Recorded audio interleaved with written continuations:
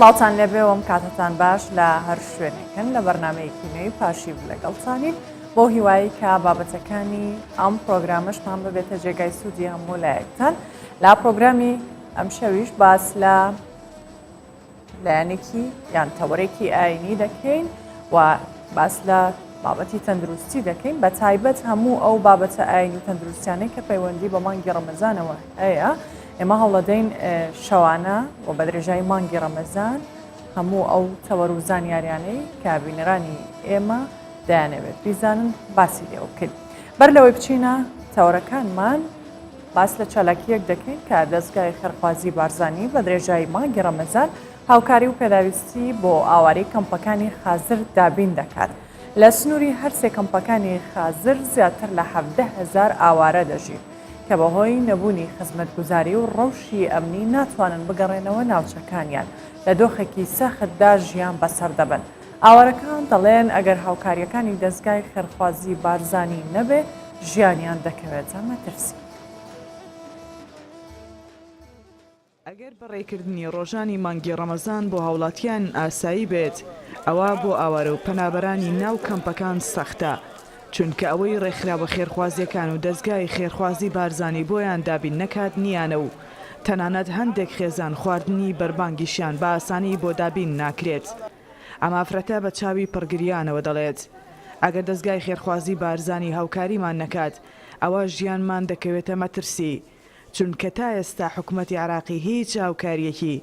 ئێمەی نەکردووە. يعني احنا تبهدلنا هسه يعني هسه يعني اكثرت المخيم يعني كله تعبان. بەڕێکردنی ڕەمەزان لێرە ئاسان نییە چونکە ئێمە تەنانەت خواردنی بەربانگیشمان نییە. حکوومەتی عراقی هەر نازانێ ئێمە هەین. ڕۆژێک سەردانێکمان ناکات تا بزانێت ژیانی ئێمە چۆنە. بەم ڕەمەزانش لەخوا ناترسن ئاوەڕێکمان لێ بدەنەوە. ئەوەی دەستگای خێرخوازی بارزانی بۆمانی نەکات ئێمە نیمانە بیخۆین خوا لێیان ڕازی بێت.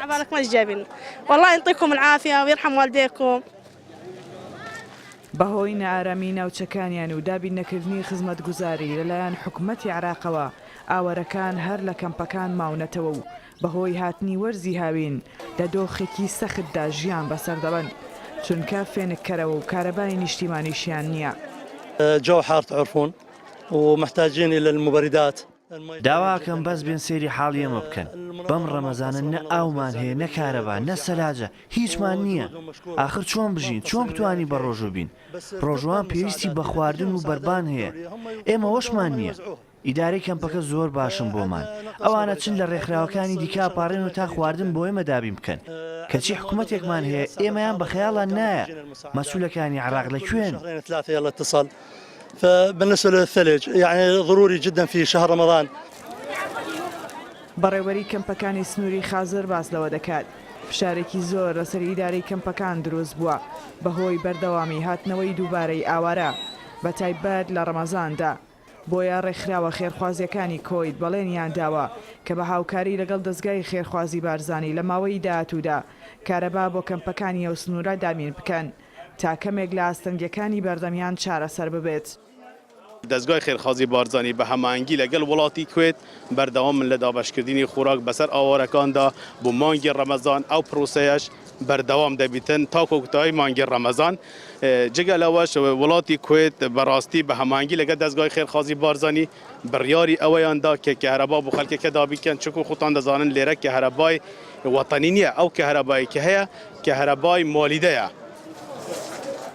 لە سنووری هەرسێ کەمپی خازر زیاتر لە 17,000 ئاوارە دەژین و ڕەوشی ژیانیان نالەبارە. بەڵام دەستگای خێرخوازی بارزانی بۆ مانگی ڕەمەزان بە بەردەوامی هاوکاری بەسەر کەمپەکاندا دابەش دەکات و پێداویستیەکانی ڕۆژانەیان بۆ دابین دەکات. ڕێناس عەلی کوردستان 24 کەمپی حەسەن شام. لاتەوەری ئاینی پاشیو باس لە پاداشتی ڕۆژوگرتنەکەین لە مانگی ڕەمەزان بۆ موسڵمانان چییە؟ بە میوانداری دکتۆر ئیبراهیم سەنگەسەری مامۆستای زانکۆ و دکتۆرا لە فقهی ئیسلامی. دکتۆرم کاتت باش زۆر بەخێر. بینە سەر مانگی ڕەمەزان بەگشتی ئەو چاکانەی کە تێیدا بڵین بۆ ڕۆژوگران دەتوانن لە ڕێگەیەوە پاداشت وەربگرنەوە کامانن و چی؟ بسم الله الرحمن الرحيم. سپاسی بێپیان بەخوای پەروەرێن و میهرەبان درود و میهرەبانی خوای گەورە بۆ گیانی پاکی پێغەمبەر و یاران و شوێن کەوتوانی سەلام و میهرەبانی خوای پەروەردگار لە بینەران و داواکارم لە خوای پەروەردگار عیبادەتی هەمووان قبول بکات. ڕەمەزان یان ڕۆژوبوون لە مانگی ڕەمەزان یەکێکە لە پایەکانی ئیسلام. بۆیە گەرێگە مسلمان هەر کردەوەیەک دەکات پێگەکەی بناسێت و بزانێت لەکوێ خۆی دەبینێتەوە. نوێش پایەیەکی ئیمانە، زەکات بە هەمان شێوە و ڕۆژوو بە هەمان شێوە، ڕۆژوو ڕەمەزان و هەروەها حەج لەگەڵ شایەتمان ئەو پێنجانە ڕوکنەکان و پایەکانی ئیمان و ئیسلام پێک دێنە. پاداشتی ڕۆژوو مادام پایەکی ئیسلام مسلمان جێبەجێ دەکات بێگومان پاداشتێکی زۆر گەورەی هەیە. تێبینی ئەوە دەکرێت زۆر لە کردەوەکان خوا سوبحانەه و تەعالا ئەندازەیەک لە پاداشتی بۆ داناوە. بەڵام خوای پەروەردگار سێ کردەوە هەیە ئەندازەی بۆ دانەناوە، ترازووی بۆ دانەناوە لە پاداشت. بەڵکو وەکو بە زمانی بزنە زمان قسە بکەین بڵێن حیساب بانکی کراوەیە، حیساب مەفتوحی داناوە. ئەو کردەوانە کە بریتین لە لێبوردەیی و لە ئارامگرتن و هەروەها ڕۆژوو. پێغەمبەر صلی الله عليه وسلم لە خوای گەورە سبحانه وتعالى ڕوایەت دەکات دەفەرمێت خوا فەرمووی وەالصەوم لی وأنا ئەجزی به، ڕۆژوو تەنها بۆ منە و هەر منیش پاداشی دەدەمەوە. کەواتە ڕۆژوگەر کە دەگاتە خوا سبحانه وتعالى ڕەنگە چاوەڕێ بکە بڵێ پاداشتی من یەک بەدەیە، خوا دەفەرمێ نەخێر دیاری نەکراوە، یەک بە 20، یەک بە 700، یەک بە 1000، یەک بە زیاترە. خوا دەفەرمێت پاداشتی من بۆ ڕۆژوو کراوەیە هەر من بۆ خۆی دەزانم. بۆیە ڕۆژوەوان ڕۆژوگەر کە لە دەرگای ئەڕەیان دەرگای تێر ئاوی دەچێتە ژوور لە ڕاستیدا تووشی شۆک دەبێت بە واتای ئەو زەمانە، چونکە ئەوەی کە تەوەقعی نەکردووە، ئەوەی کە چاوەڕێی نەکردووە لە پاداش لە ڕێز و کەڕامەتی خوا میهرەبان سوبحانه ئەمە بۆ هەموو مسلمانێک بۆ هەموو مسلمانێک کەوا ڕۆژوو دەگرێت. یان ئەکەوێتە سەر ئەو کەسە چۆن بە ڕۆژوو ئەبێت؟ طبعاً بۆ هەموو ڕۆژوگرێک پاداشتی بێژمار هەیە، بەڵام دیسان لە پاداشتەکە ئەو یەقینەی، ئەو بیر و بڕوایە، ئەو متمانەی، ئەو بۆ خوایەک لابوونەوە کە مرۆڤ تێیدا بە ڕۆژوو دەبێت جیاوازی هەیە لە کەسێک بۆ کەسێکی تر. جێگای بەبیرهێنانەوەیەوە گرنگە باسی بکەین ئەوەی کەوا هەمیشە بە ڕۆژوو بووە، بەڵام ئەو ڕەمەزانە لەبەر نەخۆشی شەکرا، لەبەر نەخۆشی فشار، لەبەر نەخۆشی هەر شتێکی تر پاداشتەکەی بەردەوامە. ئەو بە ساڵاچوەی خوای گەورە بیان پارێزێ باوکان و دایکان، باپیرە و داپیرەکان کە هەتا ئێستا بە ڕۆژوو بوون، ئەو پاداشتێکەوە بۆیان هەبووە، ئەو پاداشتە بێژمارەی ئەو کەرامەت و ڕێزێ هەیە باوا تەسەوڕ نەکەن لەو ڕەمەزانە لەگەڵ بە ڕۆژوو نەبوون دیسان ئەویان لێ قەتع دەبێت و دەگرێتەوە. پاداشتەکە هەر بەردەوامە. بینە سەر ئاماژەت بە جیاوازیەکان کرد. هۆکاری بۆ نمونە پاداشتی کەسێک کە بە ڕۆژووە جیاوازە لەگەڵ کەسێکی دیکە چیە؟ بۆ نمونە پاداشتی کەسێک زیاتر یان کەمتر بێت. جۆری ئەو ڕۆژوەیان ئەبێت مسلمان چۆن بە ڕۆژوو بێت لە مانگی ڕەمەزان بۆ ئەوی پاداشتەکەی زیاتر بێت. پێغەمبەر صلی الله عليه وسلم لە فرمودەیە کە ئیمام بوخاری مسلم گەڕاویانەوە دەفەرمێت من صام رمضان إيمانا واحتسابا غفر له ما تقدم من ذنبه. ئەوەی کە بە لە ڕەمەزاندا بە ئیمان و بە ئیحتیساب بە ڕۆژوو بێت. بە ئیمان و بە ئیحتیساب زانایانی ڕاڤەکەری فەرموودە فەرموویانە بە ئیمان واتە ئیمانی هەبێت کە ئەو ڕۆژوەی کە دەیگرێت فەرزە لەسەری و ڕوکنی ئیسلامە، واحتیسابە چاوەڕێی پاداش تەنها لە خوا بکە سوبحانه وتعالى. خۆی لە ڕاستیدا ڕۆژوو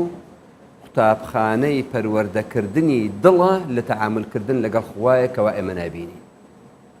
بۆیە گرنگەکەی لەوەدا دەبینێتەوە لە دڵەوە ئەو مرۆڤە معاملە و هەڵس و کەوت و مامەڵە دەکا لەگەڵ پەروەرێنی سوبحانه وتعالى.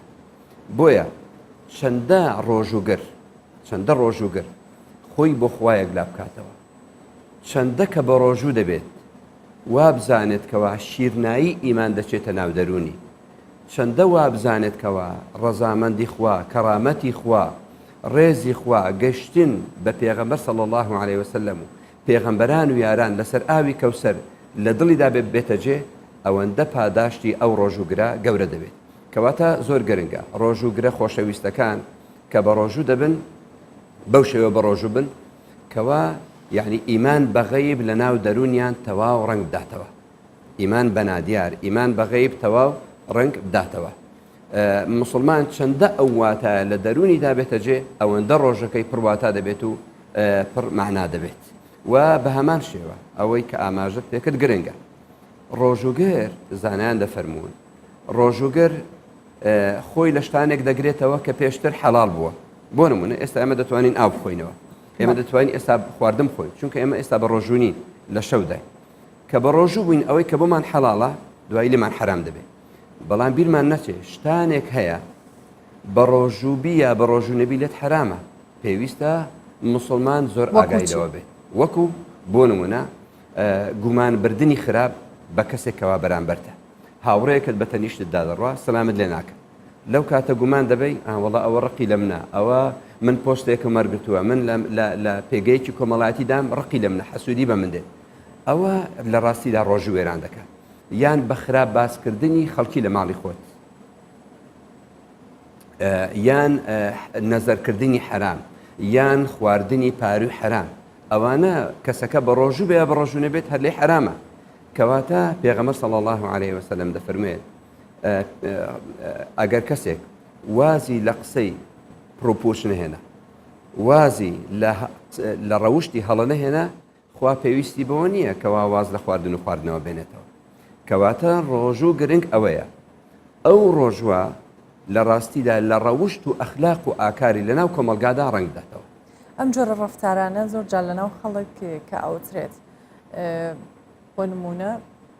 باسیت لەوە کرد باسکردنی خەڵکیان هەر حاڵەت و دیاردەیە کە لەناو کۆمەڵگەی ئێمە هەیە لە عینی ئیسلامدا باس کراوە کە ئایا ئەم کەسە لەم دنیا با بڵین پاداشت و سزای خۆی وەرەگرێ لەسەر کارەکان و ڕەفتارەکانی کە کردوەتی یاننا بێگومان یعنی ئەو دنیای عەدالەتی خۆی گەورە ئێمە لە دنیادا دەیبینی لە دنیادا دەیبینی خوا دەفەرمێت وەلی من خافە مەقامە ڕەبیهی جەنەتان ئەوەی لەخوا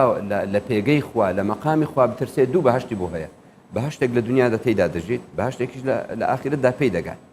بە هەمان شێوە ئەوەی کەوا خوانەناسە لە دوو دۆزەخدا دەژی لە دنیادا ڕەنگە خۆی لە ڤێلایەکی زۆر گەورەدا بژێت و سیارەی فاریح و فەخمی لە بەردەستدا بێت یعنی موچەیەکی زۆر باشی هەبێ بەڵام لە ڕاستیدا لە دۆزەخدا دەژی بەڵام لە ڕاستیدا لە دۆزەخدا دەژی چونکە دڵی ئاسوودە نییە بە هەمان شێوە کەسێک دەبینین لە خانوویەکی زۆر یعنی متەواضعدا دەژێت وە ژیانێکی زۆر سادەی هەیە وە نەخۆشیشە بەڵام چونکە لە دڵەوە مامەڵەکردنی لەگەڵ خوا لە ئەو پەڕی ڕازیبووندایە ئەو کەسە لە بەهەشدا دەژی ئەو کەسە لە بەهەشدا دەژی بۆیە زۆربەی جار پاداشتی باش چاکەکان ئێمە لە دنیادا وەردەگرین بەوەی کەوە زانایەک بۆ دەیفەرموو کەسە جنیان کرد بەندیان کرد دەگوت تازەوە چ لە من دەکەن من بەهەشتی من لە ناو دەروونمدایە ئەگەر بەندم دەکەن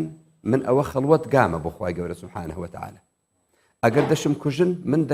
شەهید دەبم دەگەمە خوای گەورە سوبحانه وتعالى کەواتە عیبادەتی ڕاست ئەوەیە کەوا ئاسوودەیی بەختەوەری بە دەرونی خاوەنەکەی ببەخشێت باشە مەبەستی پرسیارەکە من ئەوە بوو کە لەناو خۆشمان قسەیەک هەیە ئەڵێ چی بچێنی ئەوە ئەدووریتەوە لە ژیانی مرۆڤ مەرجە ئەو کارانەی کە بە خراپ ئەیکایان بە باش ئەیکا بێتەوە سەڕێک جارێکی دیکە بە تایبەت لە مانگە کە خەڵک حەزەکات زیاتر چاکە و کاری خێر بکە ئایا ئەو چاکە و خێرانە دێتەوە سەر ڕێگەی بێگومان بە تایبەت چاکە بە تایبەت چاکە یعنی نەک بڵێ دێتەوە سەر ڕێگای بەڵکو ڕێگای بۆ خۆش دەکات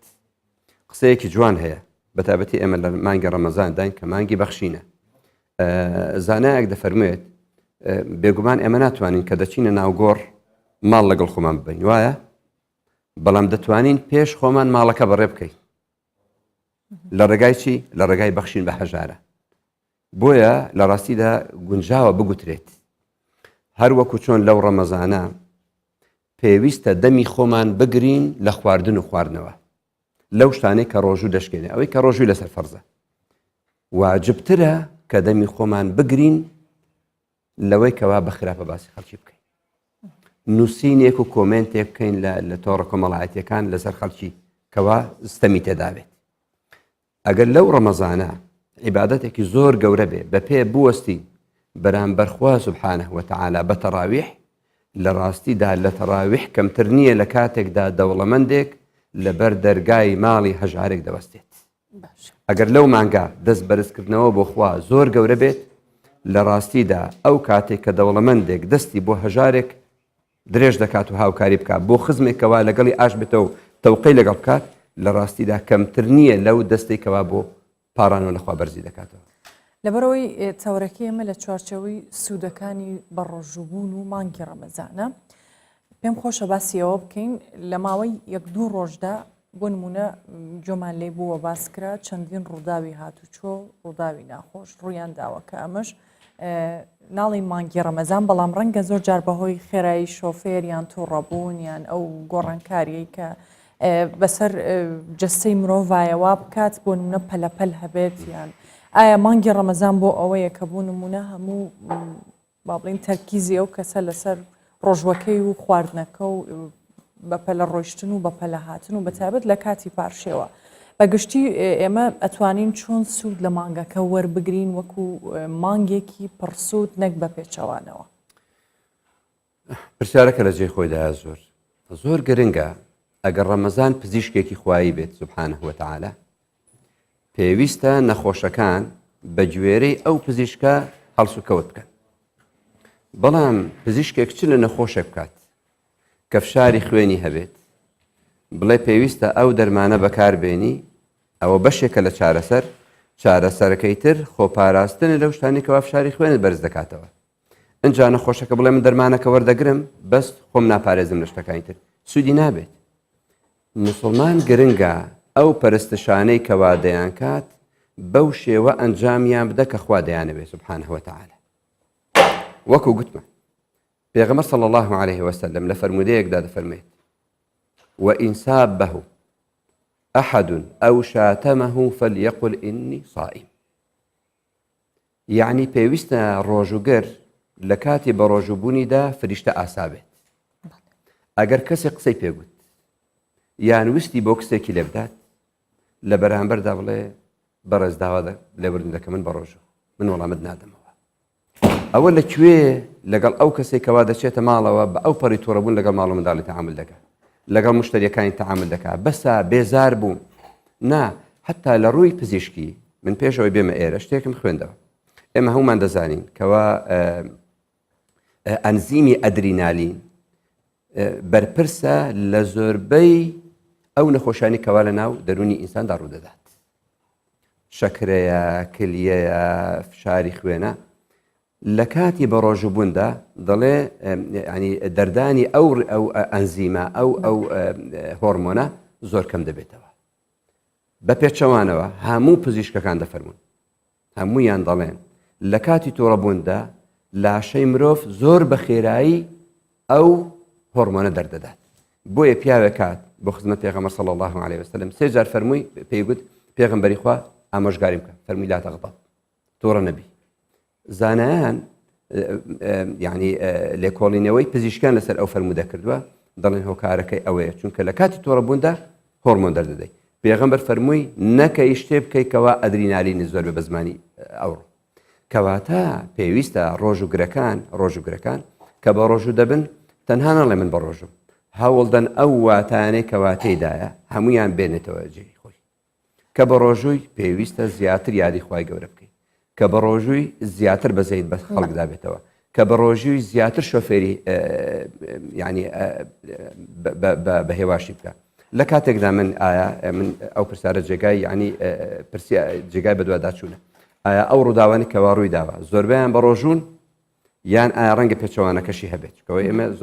زۆربەی جار بیستمانە ڕووداوەکان کەسێک دایکی خۆی بەردباران دەکات و دەیکوژێت پێش چەند ڕۆژدا ولێر ئەو کەسە معتادی ئاڵودەی مادەهۆشبەرەکان بووە. زۆر لە ڕووداوەکان ئەو کەسانن کەوا شۆفێرەکان ئەو کاتەکەوە سەرخۆشن بەمەی لەگەڵ ئەوەشدا ئێمە پاکانە ناکەین بۆ هەموو ڕۆژوگرێک ڕەنگە ئەو ڕۆژوگرە بە ڕۆژوو بێت بەڵام لە بەهەڵە لە واتای ڕۆژبوون گەشت بێت. دەگەڕێمەوە لە دکتۆر دەچینە لای پامنەرمان دیاری شێخە لە گەڕەکی تاجیل لەگەڵمانە دیاری ئەم کاتت باش تۆ ئێستا لە هەولێر لەو گەڕەکەی کاوێش بە گەڕێکێکی قەرباڵغ و گەنجان و خەڵکی ئەوێ تا درەنگ دەمێننەوە پێمان بڵێ خەڵکەکە سەرقاڵی چین بۆچی ڕوودەکەنە ئەوێ لەو گەڕەکە چی هەیە و بەچی بەناوبانگە بەڵێ سارام کاتەی تۆش باش من دەمێت جاویەوە دەمەوە ئەو هاوڵاتیانەی کە ڕوودەگەنە تاجیل زۆربیان سەرقاڵی خواردن بەو پێی کا لێرە کۆمەڵێ خواردنگای هەمەجۆر هەیە بەڵام ئەوەی کە دەبینێت قەڵەباڵغێکی زۆر بەم گەڕەکەەوە دیارە تاجیلیکێکە لە گەڕەکە کۆنەکانی شاری هەولێر و تایبەتمەندێکی خۆشی هەیە ئەو مشتریان یاخودە و هاوڵاتیانەی کە سەردانی دەکەن بۆ جۆرە خواردنێک دێن کە پێی دەوترێت کۆتری کوڵاو و سووسکە و کە و ئەم شتانە بەس لەم بازارەدا دەست دەکەوێت من دەچمە لای وەستا ئەحمەد وەستا ئەحمەد سڵاوتان لێبێت ئەگەر پێم بڵێ ئێوە وەکو خواردنگاکەی خۆی چیتان هەیە مشتریەکانتان کێن لەبارەی ئەمە شویادیان لەبارەی فروتزاوانە حالیان برێن ئەوڕۆ کۆترمان هەیە لەگەڵ گاپەڵی لەگەڵ ڕیشۆڵا مراوی تورکی لەگەڵ فروجی کوردی ئەمانە مشتری تایبەتی خۆیان هەیە چۆن چۆنیە هەرکەس مشتری تایبەتی خۆی هەیە هەرکەس مشتری خۆی هەیە وەڵە لە ئەنواع ئەشکال زیێدی هەیە ناو هەولێرە هەیە دەرەوەی شارە لای چەمچەمانە و لای سلەیمانیە و لای دهۆکە و لە جاریوان لە لای زاخۆش دێن و سەفەریش دێن دەخۆن شەو درەنکەش سەفەری لەگە خۆیان دەبنەوە ئێستاەوە ئەوە کۆترەوە ئەوە کۆترە ئەوە گاپەلا ئەوەش عینە کۆتر بەس ئەوە کۆتری جاجرا ئەویتکە کۆتری بێن خۆمانەیە ئەوانە ئەوانش ئەوانی تر ئەوە فروجی کوردیە بارکەی خۆمانەوە ئەوە فروجی کوردیە ئەوە فروجی خۆمانە بارکەی پێدەرێن ئەمەش سوسکەیە ئێستا پێدەن بەس ڕاڕەشۆرەش پێشاندەم ئەمە ڕیشۆڵێەوە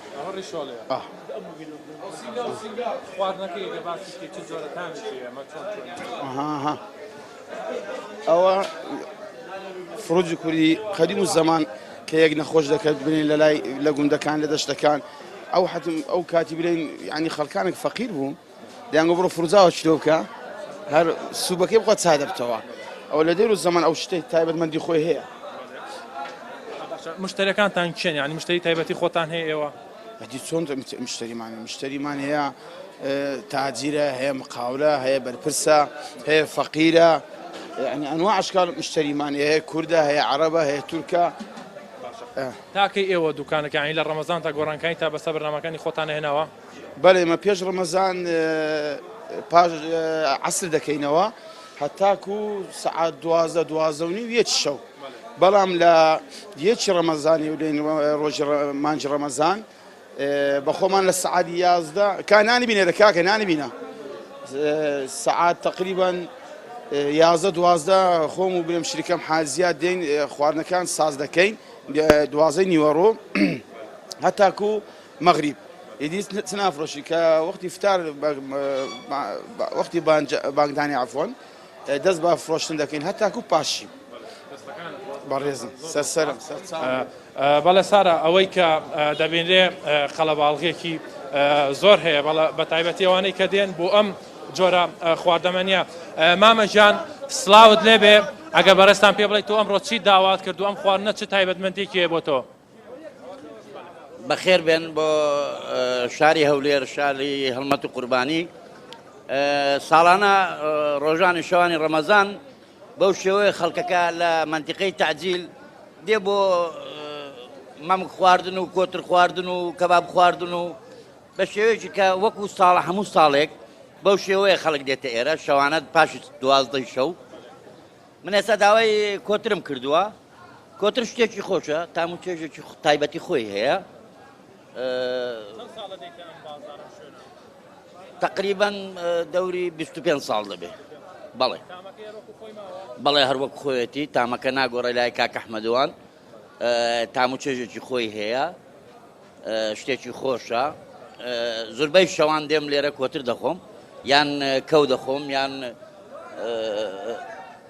مراوێش دەخۆم بەخێر بێن سەرچاو. بەڵێ سارام ئەوەی کە هەبوو تایبەت بەم جۆرە خواردنانە بێ من دەمێ ئاماژە بۆ بکەم ئەو هاوڵاتیانەی کە زۆربیان دێنە ئێرە دەڵێن خواردنی گەڕەکە شعبیەکان تام و چێژێکی زۆر جیاوازیشی هەیە لەسەر و هەموو ئەمانەشەوە نرخی ئێرە لە چاو شوێنەکانی ترە زۆر هەرزانە بۆیە ئەوەی کەیان هاوڵاتیەکی زۆر لە گەڕەکە لە شوێنە دوورەکانی هەولێرەوە سەردانی ئەم شوێنە دەکەن. دیاری شێخە لە هەولێر لەگەڵمان بووی سوپاس.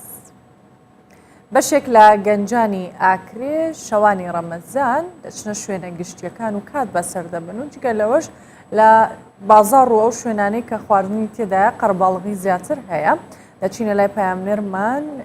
ئاری حوسێن لە ئاکرێ لەگەڵمانە. ئاریەم کاتت باش لە ئاکرێ گەنجەکان یان خەڵک چۆن دەچنە شوێنە گشتیەکان چەندە خواردن خواستی لەسەر و بازاڕەکان قەرباڵغی پێوە دیارە ئەم کاتانە.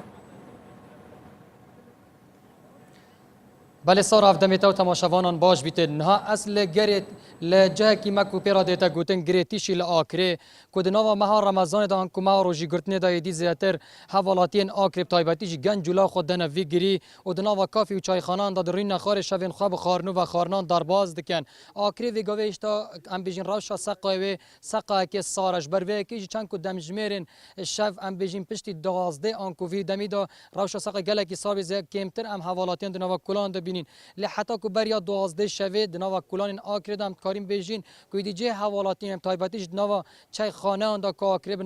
ناو دنگر خدر کینه به چای خانه و چایش بو که کام بزنین ایدی زیاتر گنج اندی بازاری شوین خواب چه درباز کن ویرک و گل گنج گل منن از خوازم کو پیام نوان ور بگیرم از دست بکی بیم تور بگیرم یعنی این وک گنج آکره شوین خواب چه شرنگی کی درباز کن زیاتر چه خارنو و خارنان بله دست پی که بخیر آدنا کانال هنگود که کنگ ویرا آماده بی و زیاده در ام وکو گنج درد که بین شب رمضان وکو سوارت خورن و خورن هم حالاتی و هم خورن و خورنت پدر خورنت سویک دخوین و خورن گرم و دخوین مینا چا سر پلا و خورن سویک ده نخورن مینا میوه و او تشتین لکافی هاین جبلی کو خورن و خورن صحبت وزتر سرچنه یعنی رمضان ده صحبت والله هندک یاری تنگیرن مینا طاوله و دومینه و پدر پیش یا اگر یاری که طبابی هبیتن افشوا بونه من افشوا یاری که بی پدر ها ام پیش یاری آدروینین یا یمکی هم کن. سپاس بوده سپاس. است خواستم کوته جوار بگیرم اگه گنج از بینیم یعنی تو ویگاوی نرگیلهت کشی کشان نرگیلهت نو ماه رمضان دو کتوب روش روجید بی و یعنی تو بیت نرگیلهت کشی تو چند تندرست بینی یعنی تشتاق تندرست بینی یا نه بله. شگی از بخیران کانالین گوت کم گله بخیراتن یا راستی یا نرگیله تشتاقی خرابه بس هم پی وقتی نگریدان و کی جگاری هم نشین ترک کنم ما پشتی خورن فتاری ما تشتاق خور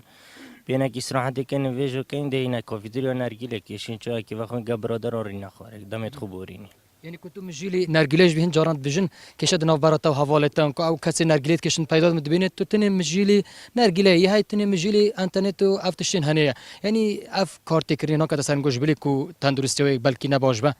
یا راست یا کارت کرنیت که از بیشتر بس تندرستی ما وکیدی برادرت من همی راحتی ندگر منم فیرن و روزه کدوم حالی مهر روشه بیا بله گلک سپاس است خواستم کو ایدی از بر به چایش و بچم جوار کوم بحث جیکر کو چا سر پلان لا کری ایدی نودنگین خوانه ویگویج چال سر پلان از خواستم تور بگیرم که خودی وی چای خانه ایدی اف حوالاتی اون کو اف گنجولا و کو زیاتر تینه دا خازمان سر چه تشتکی زیاتر تایباتیجی اتمها رمضان دا بله دست بکی خیران گود کم رمضان هم مسلمان پیروز کن راستی و کو دخازی گنجا پتر یعنی سرچوی راستی چه گرمشین که کو تماشا بکری سقاهش لا کری سارا و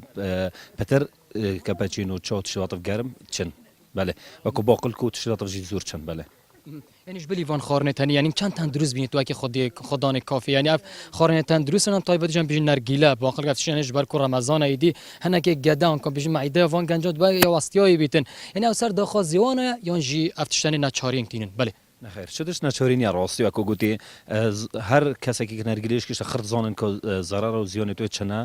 بس و کو دیجنیتا به وقتی گردان و نشین ترکن و مثلا کو چات شدید خورنا و خورنا راستی پتر چات چیت و کو نوکا پتر چات چیت نکو نرگیلش گنج نوکا راستی خرد به وقتی گردان و کس نشیل به ترکتن باش بودجی بله سارا و که گنج دن دیار کردن دیار کو ایدی او خورنا و خورنن اوان لپیش خود ناینا چای آب و سارا هند تشتین دین سال هریسان باولی که دیش دان نرگیله کشانه که او دبیجن ایدیاف خارن و خارن او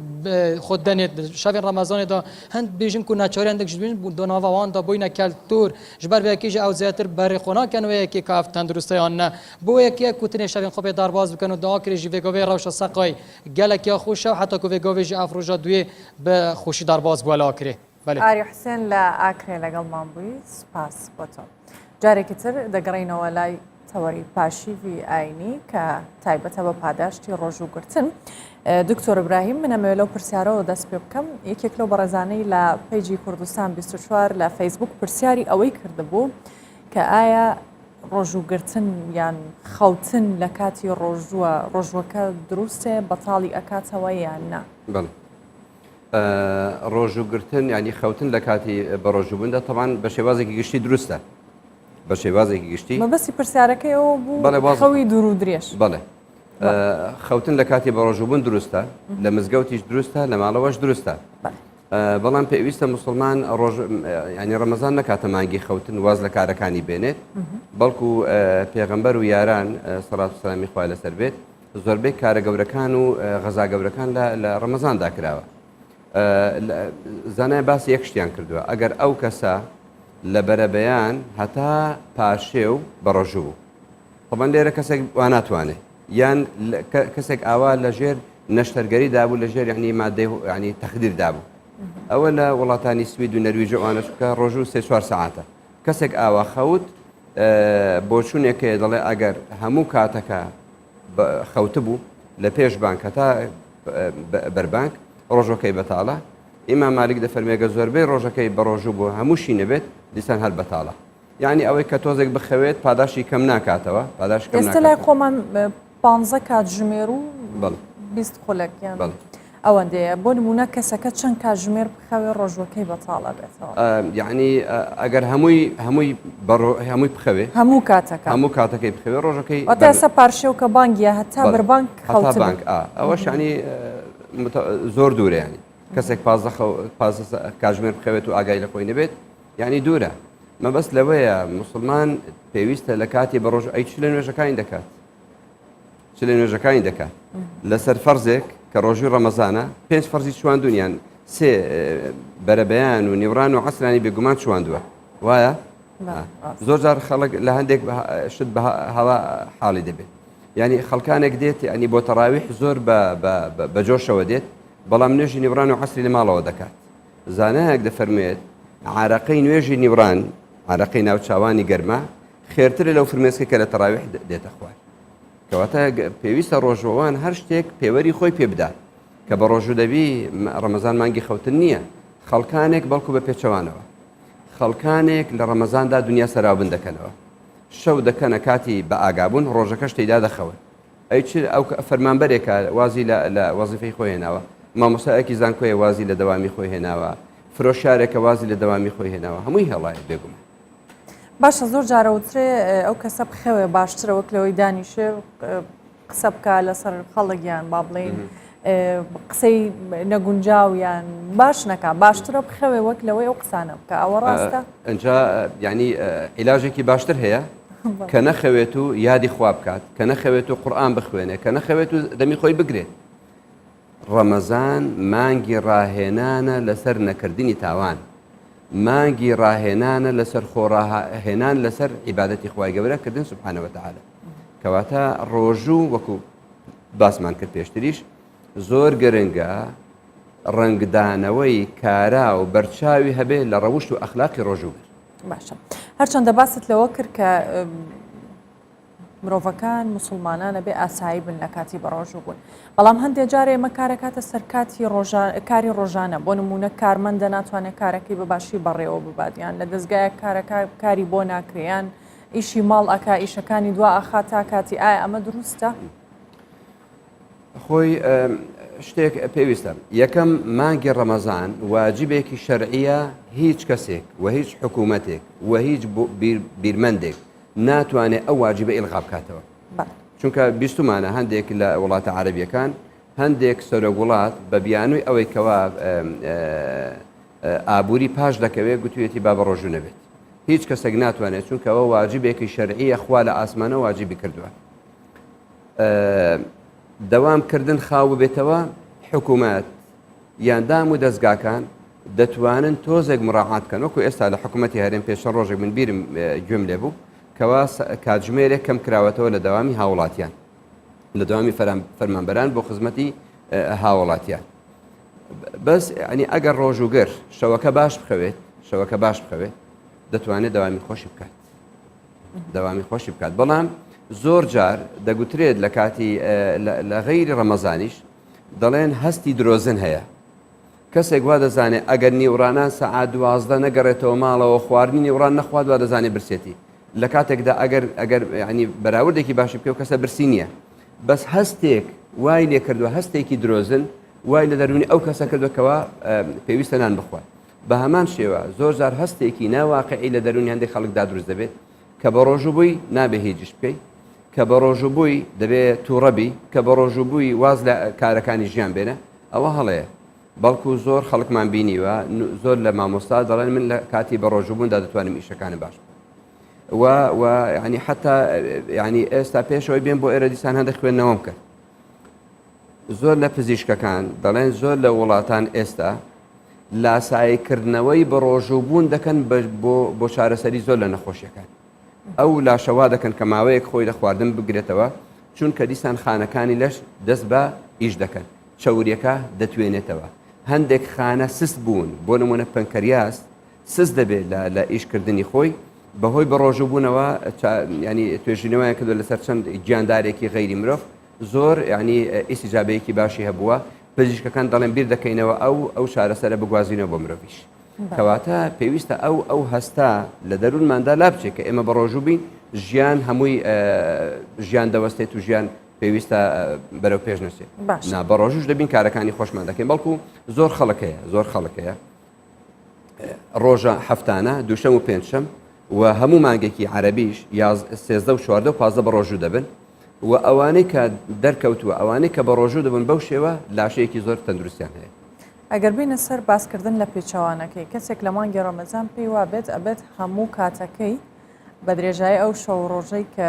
هەیەی بە عیبادەتکردن بەسەری ببێت هیچ کارێکی دیکە نەکە ئایا ئەمەیان دروستە؟ بەس خەریکی عیبادەت بێت؟ بەڵێ طبعا شەو ڕۆژ خەریکی عیبادەت بێت یعنی بێگومان زانایان و پێغەمبەر صلى الله عليه وسلم كان رسول الله صلى الله عليه وسلم يجتهد في رمضان ما لا يجتهد في غيره وكو دايك مسلمان دفر به أو جهدي أو عبادتي لمن رمضان دا ديك لمن كان ترداني دكرت أو بيقومان أويا بلام نقواز لهم إيش كان يترج بينه ما في مع رمضان خوي بدات ما أركي سرشاني هي أركي سرشاني خوي جب جبكا أركي سرشاني خوي جب جبكا بلام كسك بوي جونجا بونا من بازرگانك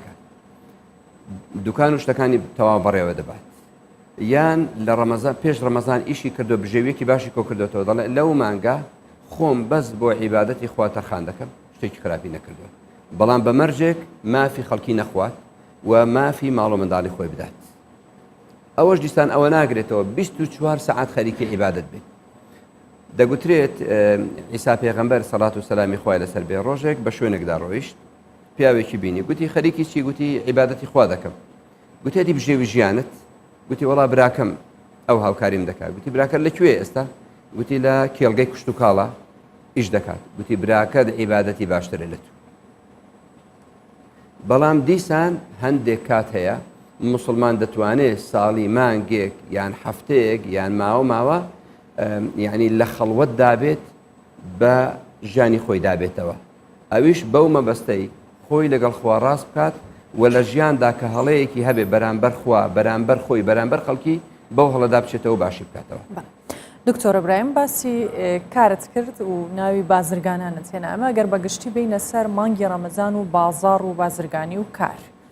هەندێک جار مانگی ڕەمەزانە بێتە دەرفەتێک بۆ بازار بۆی ئەوەی هەیەی و ساغ نەبووتەوە لەو مانگە ساغی بکاتەوە ئەوەی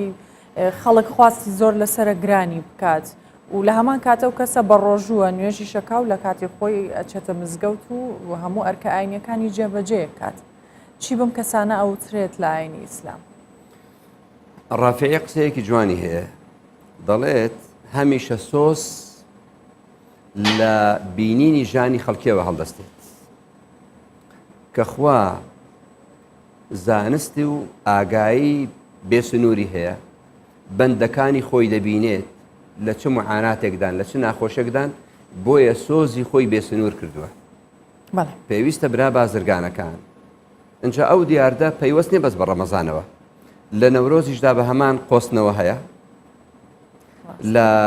لە پشوەکانیش هەیە لە هەر فەسلێک اینجا ئەوەش با ئێمە گشتگیر نەکەین من ئاگام لە بازرگانە کوتاڵ فرۆشە لە ڕەمەزان لە هەموو مترێک 1000 دینار دەشکێنێت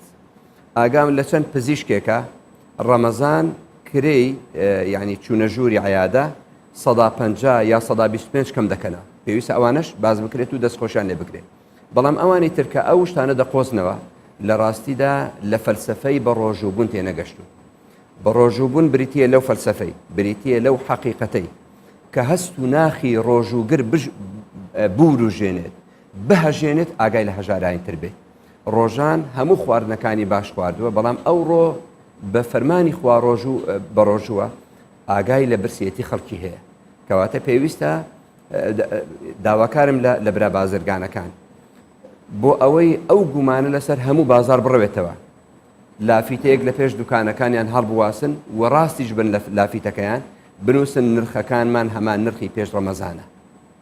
و بەڵکو من داوا دەکەم و دەستخۆشیش دەکەم و بێگومان قەناعەتی شم وایە بەرەکەت زیاتر ڕوو دەکاتە دوکانەکانیان فرۆشگاکانیان مارکێتەکانیان ئەگەر بڵێن بە بۆنەی ڕەمەزانەوە ئێمە ئەگەر 105 بێ ئەگەر 110 بێ ئەگەر 125 بێت نرخەکانیان هەرزانتر بکەنەوە پێویستە برا بازرگانەکان ئاگایان لە نەخۆشەکان بێت دوکانێکی ینی دەرمانخانەیەک چ چاوەڕێی بەرەکەت لەو پارە دەکا بۆ منداڵەکانی کەوا تەماعی لە ئازار و ناسۆری نەخۆشەکاندا بێت بەڵکو من داوایان لێ دەکەم زۆر ئاگایان ئەوە بێگومان پەیامی دینە پەیامی ئەوەی کە ئینسان لە قورئان و فەرمودەتێ دەگات داوا دەکات کەوا هەر کاتێک ئێوە بەزەیتان بە خەڵکی سەرزەوی داهاتەوە خوا لە ئاسمانەوە بەزەی دەنێرێ ارحموا من في الأرض يرحمكم من في السماء بەس بەداخەوە لە ڕاستیدا ئەگەر ڕۆژوگرێک عیبادەت بکات دوعا بکات بە ڕۆژوو بێت بەڵام لە مزگەوتدا ئەو پەرستشانە بکات لە ناو دوکانەکەیدا شتێکی تر بگوزارێت و بگونجێت لە ڕاستیدا لە واتای بە ڕۆژووبوون تێنەگەشتووە باشە من پرسیاری ئەوە شەکەم کە ئایا مەرجە هەموو کەسێک خێر و چاکە بکات بەڵام بەر لەوەی وەڵام من بدەیتەوە ئەچینە ئیستانبول پەیامبەرمان دیار بایرام ڕاستەوخۆ لێەوە لەگەڵمانە دیارم کاتت باش پێمان بڵێ بارودۆخی ئیستانبول بەگشتی چۆنە چەندە خەڵک ڕوو لە بازارەکان دەکەن و کەش و هەوای ئەوێ چۆنە چونکە بەردەوام تورکیا و ئیستانبول بە تایبەت کەش و هەوای جیاوازە لە ناوچەکانی دیکە پێم وا بێت کەشێکی سارد و بارانە مە چەند وای کردو کە خەڵک کەمتر بێتە دەرەوە بله شی باش سره بله وقت هاج بحثی که راست استانبول لترکیه مزنترین بازار ترکیه و همه رمضان ده زیادترین ولایت برای خود استانبول و جوالات در و هر و امجون گشتیار نافایج برای خود استانبول لی سال راست امجون رمضان استانبول پیچه که جداتر اجیان سال بوری این سال یا راستی جادم کنیم بیشتر کوچ جبو و رمضان جو گله که آماده کاری هاتی نکردن دهان نافچان جبو امجون فتار و حتی پاشی و گله جهاتی آماده کنن ولایت 10,000 ولایت لبان درم کم دبن و هم فتره خود بعد که هم جی پاشه و دخون لیبل اد کنها بحث بکم کو اب جه کو هم نهال وقت جه کی نافداری اوله ایب سلطان بریان ها جه اردم تاجی قره بالغ بوله روز بر کو باران های بلا حواله من نشان بده کس ولاتل بدرنین و اب جه نه بعطال بویا یعنی واله کس واجهانین لدمن کو روزن کو خوش ابدر همی تاجین اول بدره هم چالاکین اوله هم گوتو بوجن اولی جالی ملان وطن لدار خستن و ملا لبدره ولاتیان را گوتو بیجان دکن ولات جاها کم دبن لیر وقت من بحثی کردش بر باران تشتکنینه لاس کنم ببیجم کوش بلی بیجه دبازدار استانبول داشت به هاتنا رمضان رکی ام بیجن یاری ام بیجن گشبینه که مازن ها لجبر کوی سال ام بیجن آبوریا ترکیه اجبر کو نگله که باشه ولاتی لوان بازار گازنان دکن دبیجن باهای تشتان اجبر رمضان هنه که آتی از دکن اجبر بین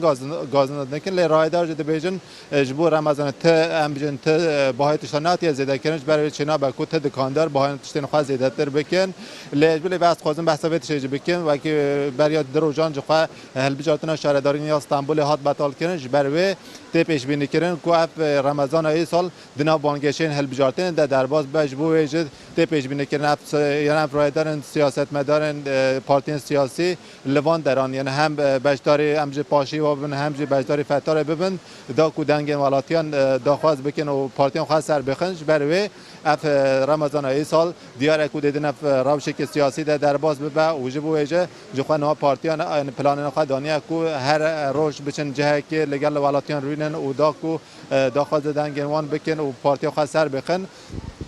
بلی وجه از خودم بیجم که راستی جگلک ولات در وجه گلک ولات سردان استانبول دکن ده هیون رمضان ده بطایبتی لوان جهن کوکین جهن اولی ای سال جف ولات گلکی تنه بدره لی ام تکنم بیجم کوکی ایش وز بیجم لوان جهان هر چقدر نه در دورم هم گشتیار هم جو ولاتی هم جی جبر بارنا همه چون مال ده و نه در نکتینه لی روزن بده جار ده افدرین وکی به گشت دبن و ولاتی لوان درن هم وقت خود در باز دکن هم جی گهداریا صحبت ملان و گوتو بیجن لسر ویتشت دکن ام دکن نه بیجن که روشا استانبول بگشتی یعنی یا رمضان باشه و یعنی امجن وکی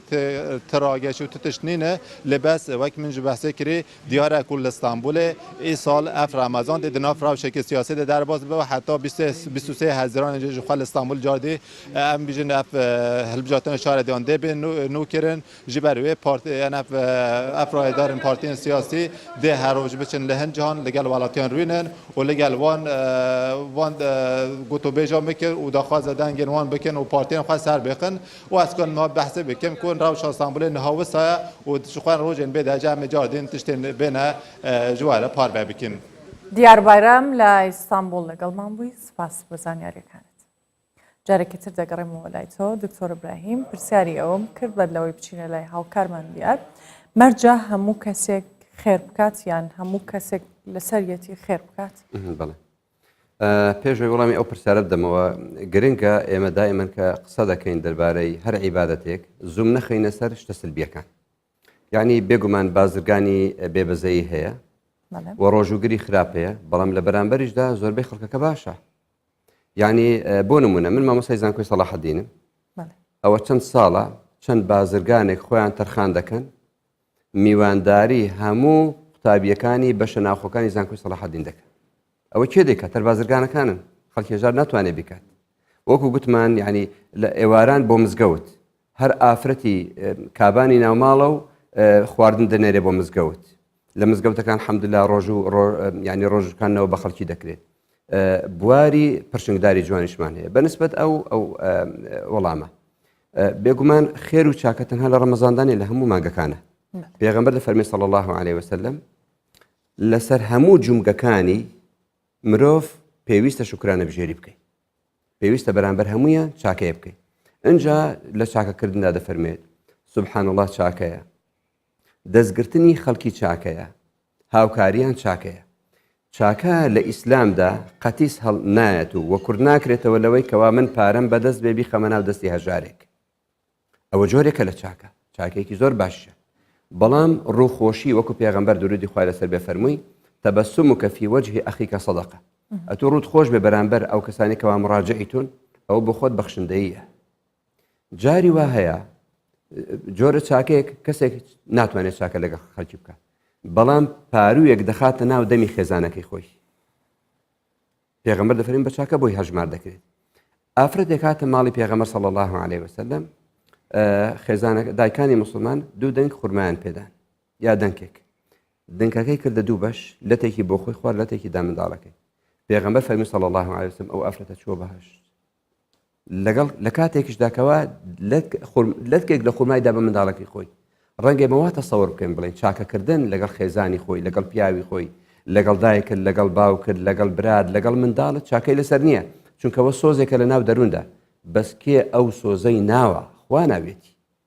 لە کاتێکدا تو ئافرەت لە ماڵەوە خواردن دروست دەکات بۆ منداڵەکانی باوک لە دەرەوە بژێوی منداڵەکانی دێنێت ئەوە هەمووی خێر و پاداشتی لەسرە بەڵکو کەسێک ئەگەر هیچ چاکەی لەدەست نەهات کەسێک تەسەوور بکە ئێستا گوێی لە ئێمەیە یا ڕەبی خوا شیفای هەموو نەخۆشان و نەساغان بنێرێت کەسێک لەسەر پشتە ناتوانێت پارە بداتە خەڵکی نیەتی ناتوانێت پاروێک بخاتە ناودەمی خێزانی بداتە منداڵەکەی بەڵام لە دەرونی خۆیدا دەڵێ ئەگەر ساغ بووە و پارەم هەبوایە ئەو شتم دەکرد ئەو شتم دەکرد و یارمەتی منداڵەکانم یارمەتی خێزانم یارمەتی پیاوەکەم بەو جۆرە دەدا ئەگەر لە نیەتەکەی خۆیدا ڕازگۆ بێ لەگەڵ خوا ئەو خێرانی هەموو بۆ دەنووسێت بەڵێ پێویستە هەموو کەسێک یا چاکە بکە یانیەتی چاکە بێت و هیچ چاکەیەکیش بەکەم مەزانە حتا لە فەرمودەدا هاتووە ئافرەتێکی خراپی جووەکان چاکەی کرد لەگەڵ سەگێکی ئاودا خوای گەورە سوپاسی کرد و خستە ناو باشتەوە کەواتە ئاژەڵێک لە ئیسلامدا بێگومان سەگ نایەتە ئاستی مەڕ نایەتە ئاستی ئەسپێک لە ڕێزدا ئەوانە گەورەترن لەگەڵ ئەوەشدا کە ڕەنگە کەسێک لە سەگێکی تین و ئاو بدات بەس لە بەرخواتری خواچوون کە دەڵێ خوا گیانی ناوەتە ئەو سەگە برسێتی توێنێتی من هاوکاری دەکەم بۆیە سەحابەکان گوتیان پێغەمبەری خوا یعنی چاکەکردن لەگەڵ ئاژەڵان خێری لەسرە پێغەمبەر صلی الله عليه وسلم فرمودەیەکی گشتگیر و قاعیدەیەکی دانا ڕێسای یاسایەکی دانا فەرمووی في كل كبد رطبة أجر لەگەڵ هەموو گیاندارێک چاکەکردن لەگەڵ هەر گیاندارێک چاکەی لەسەر دەنووسێت و خێری بۆ هەیە بەڵێ وەکو دەرفەتێکی ژەمەوێ ئەو پرسیارە بکەم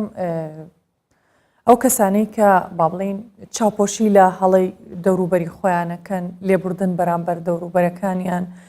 ئاماژەت بە هاوکاری کرد ڕەنگە لەم کاتانە بۆ نمونە هاوکاریکردنی دایک و باوک کەسانی بەتەمەن بەتایبەتەوانی لەناو خێزانەکانیان کەسی بەتەمەنیان هەیە ئەگەر بێت و لەم مانگە زیاتر هاوکار بن لەگەڵیان بن چەندە پاداشتی ئەو کەسەی ڕۆژوگرە زیاترە بێت بێگومان لە سەرەتای بابەتەکە من باسم کرد یەکێک لەو شتانەی کەوا پاداشتی بێژمارە لێبوردەیە و حتا لە فەرمودەدا هاتووە لە کاتی جەژنی ڕەمەزان خوای گەورە چاوەڕێ ئەوە دەکا زیزەکان بەیەک ئاش ببنەوە حتا دایکی مسلمانان عایشە ڕەزای خوای لێبێت کە پێغەمبەر صلی الله عليه وسلم زۆر باسی گەورەی شەوی قەدر شەوی ڕێزی کرد دایکی مسلمانە فەرمووی پێغەمبەری خوا باشە من کە شەوێک گەشتمە ئەو شەوە زانیم ئەو شەوەیە من چ دوعای بکەم فەرمووی بڵێ پەروەرێنە ئەتوو لێبوردەی و لێبوردەکانت زۆر خۆش دەوێت لە میش ببوورە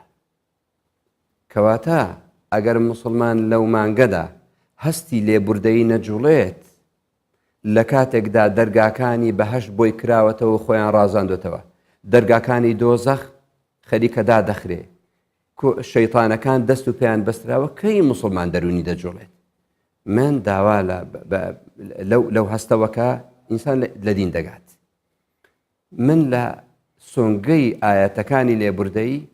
داوا لەو برایانە دەکەم کەوا لە یەک زیزن لەو خوشک و برایانە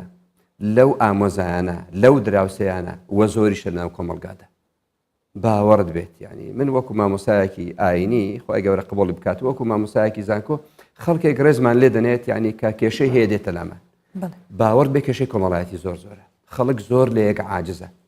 جاران خەڵکی دوور لە یەک عاجز دەبوو ئێستا برا ئێستا کوڕ و باوک ئێستا خوشک و برا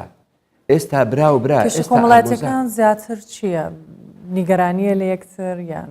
زۆر جار شتی زۆر کەم زۆر جار لە گومانەوە دروست بووە زۆر جار دابەش نەکردنی میرات بۆیە باوک کەسێکی یعنی منداڵەکانی وارانە هێناوە کوڕم من کە مردم لە پاش من ڕاستە و خۆ میراتی خۆتان بەش بکەم بەشی خوشک و براکانشتانە بدەن ئەها بەشی ئەو پورەشتانی پێوە بەشی ئەویش بدەن یعنی خەڵکی وامان هەیە ئەگەر 250 دیناری خەڵکی بەلاوە بێت بە دوای دەکەوێت کاکە وەرە پاری تۆم بەلاوە هاتۆ با بدەمەوە کەچی میراتی خوشکی خۆی دەخوات کەچی میراتی پوری خۆی دەخوات ناشیدات ئەنجا جێگای پرسیارە ڕێکخراوەکانی ئافرەتان لەسەر هەموو شتێک دێنەوەڵام کەچی پارەیەکی زۆری میراتی ئافرەتان دەخورێت هەتا ئێستا کەس باسی ناکات لە کاتێکدا ئەوە خوا لە عەرش بەشی پێداوە ئێستا من و تۆ ڕەنگە منداڵمان هەبن چۆن کچێ کوڕەکەم لە باوەش دەگرم کچەکەشم لە باوەش دەگرم باشە ئەو کچە بۆ بەشینە بێ لە میراتی من بەیانی من کە مردم یعنی زۆر جار یعنی شتی زۆر کەم ڕەنگە جاری وا هەیە دراوسەیەک ڕووداوێکی بەسەردا هاتووە وا دەزانێت دراوسێکەی تری چاوی لێداوە گومانیشە حەقیقەت نییە قەدەرێکە ڕەنگە خوا هێنابی بۆی بەڵایەکی گەورەتری لە بگێڕێتەوە شەڕ بە دراوسەکەی دەفرۆشێ منافەسە حەسوودی یانە نەجار کە ئەچێتە ماڵیان یان میوانێکی ئەچێڵە و میوانە هاتیان چوینە فڵان شوێن بۆیە وای بەسەر هات بێگومان ئەمەش گومانی خراپە هەمووی گومانە پێغەمبەر دەفەرمێ صلی الله عليه وسلم یعنی گومان بردن لە هەموو قسەیەک درۆترە بۆ چونکە زۆربەی گومانەکان وەک خۆی نییە زۆربەی گۆمانەکان وەک خۆی نییە ئەگەر گومانیش بوو ئەگەر حقیقەتیش بوو لێبوردەیی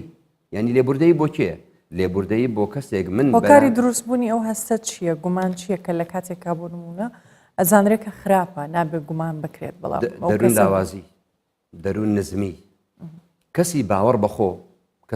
بەخۆ دەڵێ من ڕازیم بەو بەشەی خوا پێداوە بەڵاکانیشم بۆ من ڕەحمەتە بەڵای گەورەتری لاداوە بەڵام کەسی دەروون نزم ئەگەر هەموو دنیای ئەو بێت وەکو پێغەمبەر فەرمی صلی الله عليه وسلم لو كان لابن آدم واديان من ذهب لتمنى أن يكون له ثالثة ولا يملأ جوف ابن آدم في رواية عين ابن آدم إلا التراب أجر كسك آدميك دول آلتوني هبه ضل خوزي سيمشم هبوايا خلقي زور دولة مدمان باوانا زانين إيماخ حسودة كان قمان بركان بس خلق هجارة كانت خلق دولة من كان لوان خرابتر جاري واهلنا وبازرقانا كان كسك $1,000,000 هي بەڵام خۆی بە مەغدور دەزانێ بۆ چونکە هاوڕێکەی پرۆژەیەکی لە حکوومەت وەرگتو ئەوەری نەگرتووە باوانە زانی بەس ماڵە هەژارەکان کێشیان تدایە ماڵە دەوڵەمەندەکان پڕیانە لە کێشە ئەگەر بە دوای کێشەدا بگەڕێت لێرەدا ڕاهێنانی خەڵکی ئەو مانگی ڕەمەزان بینەوە سەری ئەو مانگەیە کە هەمومان خۆمان تێیدا پەروەردە بکەین لەسەر دەروون پاکی لەسەر دەست پاکی لەسەر چاو پاکی لەسەر دەم پاکی لەسەر گوێمان پاک بێ و ئەوەش هەمووی وای لێ بکات چییە کە ڕۆژ و واد لێ دەکات ئەو ڕۆژ و برسی بوونە هەست و سۆزت بجوڵێنێ ئەو تەڕاویحە ئەو نوێژە جەماعاتە گرنگە عیبادەتەکان وەکو خۆی وەربگرین و وەکو خۆی جێبەجێ بکەین بەڵێ دکتۆر ئیبراهیم سەنگەسەری مامۆستای زانکۆ و دکتۆرە لە فقهی ئیسلامی سوپاس بۆ ئامادەبوون سوپاس بۆ ڕێنماییەکانت دەستخۆش سوپاس لا کۆڵانەکانی دیاربەکر جموجۆڵی مانگی ڕەمەزان گەرمە و خواردنە هەرە بەناوبانگەکانیش لەو شارە بۆ مانگی ڕەمەزان ئامادە ئەکرێن کە ئەویش هەجینەوە شیرین نییە وەستاکانی هەجین و پاقلاوە لە دوای نیوەڕۆوە دەستگاکانیان لە کۆڵانەکان دادەنێن و دەستەکەن بە دروستکردنی ئەم جۆرە خواردنە تایبەتە لە راپۆرتێکی تایبەتدا زانیاری زیاتر تایبەت بە ئەم جۆرە خواردنە دەخەینە مەها ڕەمەزانê li Diyarbekirê jî bi coş û kelecan hat pêşwazîkirin û li vû tevgera welatiyan ji bo dan û stendinê zêdetir dibe. Yek ji nîşaneyên li vû tevgera dema fitarê jî di saetên danê êvarê de çûne hata welatiyan alber dezgehên xwarinê ye. Yek ji cûreyên xwarina Remezanê ku gelek tê xwarin, xwarina ecînê ye. Hosteyên ecînê 3 saet beriya fitarê dest bi amadekariyên ecînê dikin û di saeta dawîna amadekariyên fitarê de dest bi firotinê dikin. Hostê Metin Demîr dibêje, di rojiyê de eleqeya welatiyan ji bo ecînê gelek zêde dibe. Di bajarê Diyarbekir da ku rojî were çikifte ji bûna sofra me tiştekî nebûnê ye. Yani her sofrê de mutlaka çikifte ye. Wek em bêjin şîva yöresel vî bajarî ye. Ji ber wî jî ilgî alaka gelek zef e. Xwarineke din a ku ji bo sofreyên fitarê jêneger e jî şîrînahî ye. Hosteyên şîrînahiyê jî ji danê nîv rojê ve dest bi amadekariyê dikin, da ku nêzî dema fitarê şîrînahiya germ li ser dezgehên xwe pêşkêşî welatiyan bikin. Hosteyên şîrînahiyê jî dibêjin ji bo kesên bi rojî şîrînahiya herî sivik şîrînahiya helqe ye û ji ber vê yekê jî eleqeya ji bo vê şîrînahiyê di rojiyê de zêdetir dibe. Yek ji hosteyên şîrînahiyê Mevlûd Eren jî dibêje di rojiyê de eleqeya ji bo vê cûreyê ji hemû cûreyan zêdetir e. Ma eleqe şîranî li Amedê gelek heye. Ev taybet ê me şîraniya me ya xelek. Ew êdinê ji cûreyê de jî millet xwe. Wextê fitariyê da dixwin şêranî jî baş e hem mêjî dişixwilîne bo mêjî baş e mêjî dixebitîne zêde nebe gelek baş e. Şerbetên ji bo fitarê jî zêdetir ên xwezayî ne û xelk di vê pêvajoyê de hewl dide giraniyê bide ve xwarinên xwezayî. Pispor dibêjin ji ber ku goştê nav ecînê xav e hemû proteinên nav goştî bêkê masî li nav laşê mirovan belav dibin û ev jî ji bo tendurustiya laşî gelek bifêde ye. Ji bo şîrînahiyê jî hişyariya pisporan ew e ku kesên rojiyê digirin xwe ji şîrînahiyên hevîr û şerbeta şekerî dûr bikin û pêdiviya şekirî ya ji bo laşî ji fêkî û şîrînahiyên şîrî dabîn bikin. Güler Sarılı, Kurdistan 24, Diyarbekir. لا تەوەری تەندروستی پاشیف باس لە کۆئەندامی هەرز دەکەین و کاریگەری بە ڕۆژوبوون لەسەری چییە؟ یان ئەو پەیوەندیە چیە کە لە نێوان کۆئەندامی هەرس و بە ڕۆژوبووندا هەیە؟ بۆ قسەکردن لەسەر ئەم بابەتە لە ستۆدیۆ لەگەڵ ئێمە دکتۆر بورن دکتۆر ئەحمەد مستەفا پسپۆڕی نەشتەرگەری گشتی ئامادەیە. دکتۆر ئەحمەد ئەم کاتت باش زۆر بخێر. زۆر سپاس. سەرەتا با بپرسم کۆئەندامی هەرس لە مانگی ڕەمەزان و لە کاتی بە ڕۆژوبوون چ گۆڕانکاریەکی بەسەردادێت؟ بەڵێ بەنسبەت کردداری بە ڕۆژوبوون لەگەڵ کۆئەندامی هەرس پەیوەندیکی زۆر بەهێزیان هەیە. دەتوانم بڵێم بە شێوە زانستیەکەی خۆی لە خۆیدا بە ڕۆژوبوون بە شێوە زانستەکەی ئێمە بۆ کۆئەندامی هەرس زانراوە. بۆ نمونە ئێمە زۆر جار لەگەڵ نەخۆشەکانمان جۆرە خواردنێکیان لێ تەرک دەکەین یاخود جۆرە خواردنێکیان لێ کەم دەکەینەوە بە شێوەیەکی گشتی یاخود کەم خۆراکیان دەکەین بە ماوەی چەند سەعاتێک بە ماوەی چەند ڕۆژێک دەچێتە شێوەی بە ڕۆژوبوونەوە. بۆیە مەسەلەی بە ڕۆژوبوون کاریگەرێکی ڕاستەخۆی هەیە بە کۆئەندامی هەرسەوە. ئێمە ئەگەر باز بکەین کۆئەندامی هەرس لە مانگە ڕەمەزاندا یاخود لە کردداری بە ڕۆژوبووندا بە شێوەیەکی گشتی لەباری ئارامیدایە لەباری پشودایە. بۆیە بۆ مرۆڤ ئاساییەکان ئەوانە هیچ کێشەیەکی تەندروستیان نییە دەتوانین بڵین کردداری بە ڕۆژوبوون سوودێکی یەکجار زۆری هەیە بۆ کۆئەندامی هەرس بەگشتی. بەڵام لێرەدا گرفتەکە لێرە دەستپێرەکە ئایا ئەوانەی کەم گرفتی کۆئەندامی هەرسیان هەیە چی بکەنیان چی نەکەن. بۆ نمونە ئێمە وتمان باسی سوودەکانمان کرد لە مرۆڤێکی ئاسایی مرۆڤێکی ئاسایی ئەگەر ساڵ 12 مانگە 11 مانگ دەخوات و هەموو شتێک دەخوات بۆ منە دەرمانە خواردنە ئەنواع خواردەمەنی دەوروبەرێتی ئەوانە هەر خواردنیەک یاخود هەر دەرمانێک ڕێژەی کەم ژەهری تێدایە لە کۆئەندامی هەرس کۆ دەبێتەوە. لەو مانگەدا بە تایبەتی جگەر دەتوانێت خۆێرێک بخاتەوە خۆی خاوێن بکاتەوە لەو مادە پاشەڕۆ ژەهراویانە بۆیە دەتوانین بڵین بە ڕۆژوبوون سوودێکی زۆر باشی هەیە بۆ ئەوی کۆئەندامی هەرس خۆێرێک بخاتەوە جاریتر ئامادە بێتەوە بۆ باش ئەمە لەوانەیە کۆمەڵێک لە خەڵک بگرێتەوە بەڵام کۆمەڵێکی دیکە هەیە پێچەوانێ مانگی ڕەمەزان خواردنێکی زیاتر ئەخوا با باسی ئەو کاتە بکەین کە ئێستا پارشێوە خواردن نەخوات و تا با بڵین کاتی بەربانگیش بە هەمان شێوە ئەو کاتە کۆئەندامی هەرس چۆنە خواردنە کە ئێستا وەری ئەگرێت هەرسیە کات و وەری ئەگرێت و بە هەمان شێوە لە کاتی بەربانگیش. بەتەکیت گرفتەکە لێرە دەستپێرەکە لێرەوە دەستپێرەکات بۆ مرۆڤی ئاساییان ئەوانەی کە نەخۆشیان هەیە ئەگەر تۆ با بڵێم سەردانێکی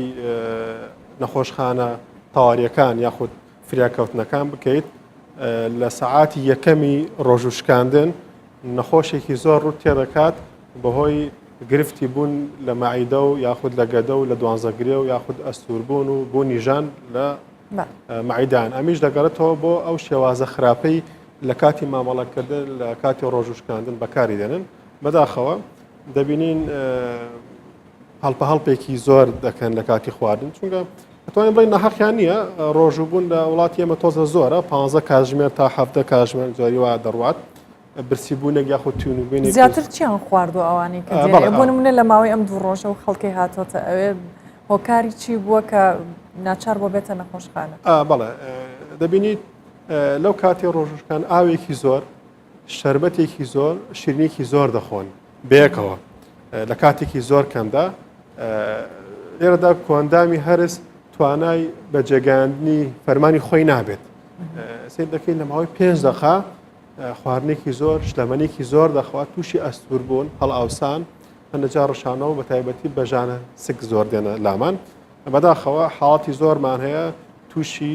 کوونبوون یاخود برینداربوونی گەدە و ڕیخۆڵەمان زۆر زۆرە بە تایبەتی ئەوانەی کە پێشتر یاخود سابقیان هەبووە کە مەشاکل یاخود گرفتی گەدایان هەبووە پێشتر سوتانەوەیان هەبووە برینی گەدایان هەبووە لە ڕەمەزاندا ئەم هەڵپەکردن لە خواردن و ناڕێکی لە شێوازی خواردنیان بەداخەوە دەمانگەیەن تا برینداربوونی گەدا یاخود کۆمبوونی گەدا یاخود نەزیفبوون خوێنبەربوون ئەمانە هەندێکجار کۆتاییان پێ هاتۆ بە نەشتەرگەری بەداخەوە بۆیە ئێمە زۆر جار ڕێنمایان دەکەین هەرچەند کە خواردنەکان خۆی ئێمە کێشەمان نیە هەر جۆرە خواردنێک دەخۆیت بەڵام بە شێوەیەکی هێواش و لەسەر خۆ بە کاتێکی دیاریکراوە بخوێت خواردنەکان. نیشانە دیاریکراوەکانی تێکچوونی کۆئەندامی هەرس چییە؟ گەر کەسێک بزانێ کە کێشە و گرفتی هەیە لە کۆئەندامی هەرس چۆن نەزانێت؟ بەڵێ کۆئەندامی هەرس دەست پێ دەکات لە سوورێنچکەوە بۆ گەدە و دوانزەگرێ و ڕیخۆڵە باریکە و ڕیخۆڵە سوورە. هەرێکیان کە تووشی گرفت دەبن نیشانی تایبەتی خۆی هەیە بۆ نمونە لە سوورێنچێک نەخۆش هەست بە ئازار دەکات لە ناو سنگی یاخود هەست بە سووتانەوە دەکات هەست بە سووتانەوەیەک دەکات کە چۆن دەڵێ جۆرە ترشێک سوورێنچکی دەسووتێنێتەوە یاخود سنگی دەسووتێنێتەوە نەخۆشەکە بەم جۆرە دەست بە ئێرەوە سنگی دەگرێت تا ترشایەکە ترشەڵەکەەکە دەگەڕێتەوە ناو دەمی ئەمە لێرەدا باسی گرفتەکانی سوورێنچکمان کرد کە تووشی سووتان دەبێت زۆرترین گرفت ڕوو دەکاتە گەدا یاخود معیدا کە تووشی بە تەرسی دەبن لێرەدا سیر دەکەین گەدە بە شێوەیەکی ئاسایی خاو نابێتەوە گرژە یاخود تەشەنوجی کردووە گەدە توانای هەیە خاو بێتەوە ینی دەتوانین بە شێوەیەک دروست کراوە تا 4 لیتر 5 لیتر ئاو شتەمەنی خواردن بگرێت لەم بارەدا خۆی خاو ناکاتەوە ئەمە پێوترێ بە تەرسی بەڵێ بە تەرسی چییە بە تەرسی ئاروزی خواردنی نامێنێت هێڵنجی دەبێت ڕشانەوەی دەبێت ئەستوربوون یاخود غازات یاخود پڕبوونی سکی دەبێت ئەم پێی دەڵێن بە تەرسی کە لە گەدەدا ڕۆدات ئیتر دوایەوە مەشاکلەکانی تر کە گەدە ناتەندروست بوو کاریگەری ڕاستەخۆی هەیە بە قۆڵەنەوە قۆڵەنش تووشی غازات و ئەستوربوون دەبێت ئەمە هەمووی لە ئەنجامی خواردنەوە دروستە بێت بەڵێ یەکێک لە هۆکارەکانی یاخود سەبەبەکانی بە تەرسی ناڕێکی لە خواردن وەک باسمان کرد یەک جۆر خواردن خۆی بە زۆری ینی تۆ دابنیشی ینی شەربەت لیترێک شەربەت خۆیتەوە یاخود سیر دەکەیت بڕێکی زۆر شووتی بخوات یاخود بڕێکی زۆر میوە بخوات بڕێکی زۆر شیرنی بخوات تووشی بە تەرسی دەکات بە دڵنیاییەوە کاریگەری کە ڕاستەخۆی لەبێت سە قۆڵن بەڵێ بۆیە ئێمە جۆجار ڕێنمایەکەمان ئەوەیە کە هەڵپە نەکەن لە کاتی ڕۆژوشکاندن ئەو کاتی کە هەیەە لە نێوان بڵێم بەربان کەتاخ و پارشێ و بە شێوێک یەکسان تەوزیعی بکەن کاتەکە بۆ خواردن و خواردنەوە بۆی تووشی ئەو گرفتی بە تەرسی نەبێت. یەکەم شت کە بیخوات چی باشە؟ بەڵێ یەکەم شت کە بیخوات دەست پێ بکات بە شتێکی شیرن لێرەدا وەک تەقالی دیشکێمە بەکاردین خورمایە خورما با بڵێم دەتوانم چونکە لەو کاتەدا ئێمە کەسەکە ڕێژەی شەکر لە جەستەیدا دابەزیوە ئەو 5 ساعاتە کە هیچی نەخواردووە هەست بە گوێژبوون و بێتاقەتی دەکات وا باشە هەندێک خورما بخوات 4-5 دەنگێک خورما بخوات تا ئەو ڕێژە شەکرەی کە دابەزیوە بۆی تاویز کاتەوە دوای ئەوە ئەماوەی با بڵم کاتێکی دیاریکرا و هەڵدا شتێکی شل بخوات شۆربایە یاخود میوەیەکی بەر لەوەی بچینە سەر ئەوە بە پێم خۆشە باسیەوە بکەین خورما لە شیرینیە تەنیا خورما باشە بخورێت یان خەڵک وا ڕاهاتووە هیچ شتێکی تر هەیە بێجگە لە خورما بیخوات لە کاتی ڕۆژوشکان یان باشتر بێت بەڵێ خورما شیرنی خورما لە زۆربەی شیرنیەکان باشترە بە ئاسانی هەرس دەکرێت کۆندامی هەرس پێەوەی ماندوو نابێت ئەو ڕێژە گلوکۆسەی کە هەیە لە خورما دەوڵەمەندە بە ئاسانی دەگاتە مێشک لەو کاتە بڵێن بژانەوەی خورما لە هەموو شتێک باشە بەڵێ خورما لەو شیرنیە دەستکردەکان لە هەمویان باشترە دوای ئەوە میوە دێت بۆ منە مۆزێکی گەیوە یاخود ترێ هەبێ شفت شووتی هەبێت یاخود کاڵەکە بێ ئەوانە شتی باشن بە پلی یەکەم خورما لە هەمویان باشتر دوای میوە سروشتەکان شیرنەکەی تریش ئەوەی دەستکردن ئەمانش باشن بەڵام ئەگەر خۆرماکە هەبێت لەگەڵ میوە سروشتێکە لە شیرنی دەستکرد باشترە. ئەمە لە کاتی نان خواردن هەنێک کەس هەیە دوای نان خواردن ماندووە خواردنێکی زۆریشی خواردووە حەزەکە تۆزە بخەوێ لەوانەیە پارشێوە کات و دوایی ئەخەوێت ئەو خەوتنە هیچ کاریگەریەکی لەسەر گەدا یان کۆئەندامی هەرس هەیە؟ بەڵێ بەنسبەت خەوتن یاخود شودان لە دوای خواردن شتێکی زانستیە بۆ ئەوەی چونکە لەو کاتێک کە تۆ گەدە پڕ دەکەیت لە خواردن مێشک مەشغوڵ یاخود هەوڵ دەدات هەرسی ئەو خواردنە بکە کە لەگەدا هەیە مەشغوڵ دەبێت تۆ نابێت هیچ کارێک ئەنجام بدەیت بیرۆکەیەکی غەڵەت هەیە ئەوەی کەنان دەخوات هەڵ لە سێ وەرزش دەکات لە کاتی وەرزشەکە هەست بە سەرسوڕان دەکات هەست بە جێژبوون دەکات چونکە تۆ لە کاتی خواردن خوێنێکی زۆر دەڕوا بۆ ڕیخۆڵە و گەدە بۆ هەرسکردنی ئەو خواردنە ئەمیش هەڵدەستێت چالاکی ئەنجام دەدا بۆ لەسەر سەرکاری خۆی یاخود وەرزش دەکات تۆ کە وەرزش دەکەیت سەنجای تر ماسوولەکان دەخەیتە کار خوێنێکی زۆر دەچێت بۆ ماسوولەکان لە هەمان کات دەخواردنێکی زۆر خوێنێکی زۆری چۆتە گەدە خوێنێک ئەم خوێم و خوێنە کە دابەش دەبێت بە نەتیجە خوێنێکی کەم دەگەڕێتەوە بۆ مێشک لێرەدا نەخۆشەکە یاخود کەسە ئاسایەکە هەر هەست بە سەرسوڕان دەکات هەست بە جێژبوون دەکات تاوان ئێمە پێمان باش نییە کەس زیاد لە پێویست بخوات و لەسەریشی بخەوێت ئەمە دەبێتە بە تەرسی دەبێتە بە تەرسی کردداری هەرستێک دەدات مەسەرەن خواردنێکی زۆر بخۆیت و چ بکە کەنانی خوارد دانیشێت بەڵێ درێژ ببێت دانیشێت بزەبت بە ماوەی نی ساعتێک ساعتێک دابنیشێت بەو شێوەی کە ئێمە هەیە چونکە ئەو کەسێک کە خواردن دەخوات حاڵەتێکە شلبوونی بینی بۆری سوورێنچک و خواردن کە زۆرە بەداخەوە لە وڵاتی ئێمە لە کاتێک کە زۆر دەخوات ئەو کاتێک کە با بڵێم درێژ دەبێت خواردنەکە هەموو دەگەڕێتەوە ناو بۆری سوورێنچک و سوتانەوەی سوورێنچکی بۆ دروست دەکات ئەمە کە بەردەوام دەبێت لەسەر ئەم مەسەلەیە دەکەی گرفتی بۆ دەبێتە برینداربوونی سوورێنچک و مەشاکلی تری بۆ دروست دەکات لە داهاتوودا بۆیە باشتر وایە با بڵێم بە گۆشەی 45 دانیشێت ئەگە زۆر بە تاواتی پاڵیش نەکەوێت یاخۆ درێژش دەبێت بە گۆشەیەک 45 ئیسراحەت بکە بە ماوەی نیم ساعتە تا ساعتێک تا کردداری هەرسەکە تۆزێک ڕێک دەخرێت شێوازی دانیشتنەکە چۆن ئەگەر خۆت وا دابنیشی بەڵێ تەم نسبەت ئەم کورسیەوە تۆزە زەحمەتە بەڵام کە تۆ با بڵێم پشتەوە شتر بێ سەرین و ئەوانە تقریبن بەم جۆرە پاڵ دەهاتەوە ئەمە تقریبن بڵێم نەوەتە نەوە تۆزێک نامرتاحە بەڵێم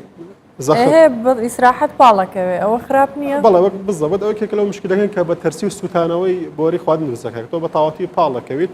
ئەو فشارەی کە لەناو معدەی و خواردنە زۆر ئەگەڕێتەوە بۆ ناو سنگ و سوورێنچک ئەوانە بۆ باشتر ینی بە گۆشەی 45 تۆ پاڵکەویت باشترە بە ماوەی ساعتێک 45 دقیقە دوایەوە بچیت ئیشی کاروباری خۆت ئەنجام بدەیت ئەمە باشە نەخۆشی برینی گەدە لە مانگی ڕەمەزان یان غازاتی گەدە ئەم جۆرەیان با بڵین بە ڕۆژوبوونیان جۆری خواردنەکانیان خراپی لە شێوازی مامەڵەکردن لەگەڵ کۆئەندامی هەرس لە مانگی ڕەمەزان ئەبێتە هۆکارێک بۆ دروستبوونیان توشبوون بەم نەخۆشیە بەڵێ مەسەلەی برینی گەدە پەیوەندیکی زۆری هەیە لەگەڵ کردداری بە ڕۆژوبوون برینی گەدە دوو جۆرمانەیە یانەوە برینەکە تازەیە نەخۆشەکە تازە برینەکەی لێ دروست بوو یاخود قدیم کۆن هەی بووە ئێستا زیندوو بۆتەوە برینەکە بە برینی تازە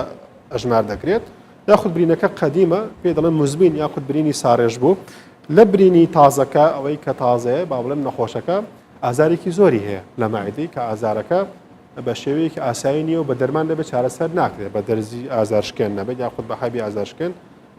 لێرەدا نەخۆش بە هیچ شێوەیەک ڕێنمایی ناکرێت بە ڕۆژوو ببێت باکسەوە بە پێچەوانەوە کردداری بە ڕۆژوو بوون برینداربوونەکەی زیاتر دەکات و کاری برینداربوونەکەی چییە ڕێژەی تەشەڵۆک زیاد بووە لە مایدەی ئەو ڕێژەی تەشەڵۆکە کە زیاد دەبێت لەسێتە سەر برینەکە دەسووتێنێتەوە ئەو کاتی کە با بڵێم گەدە یاخود دوانزەگرێ بەتاڵە ئەو تەشەڵۆکە زیاتر دەبێت زیاتر ئازاری کەسەکە دەدات نەخۆشەکە هەست بە ئازار دەکات بەڵام کە تۆ خواردن دەخۆیت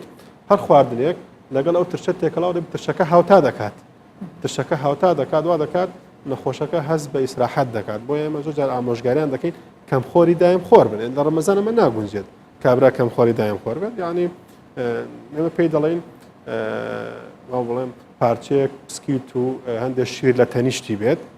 هەر بۆ خۆی وا ڕادێت نەخۆشەکانمان دەبین وەزنیان زیادیان کردووە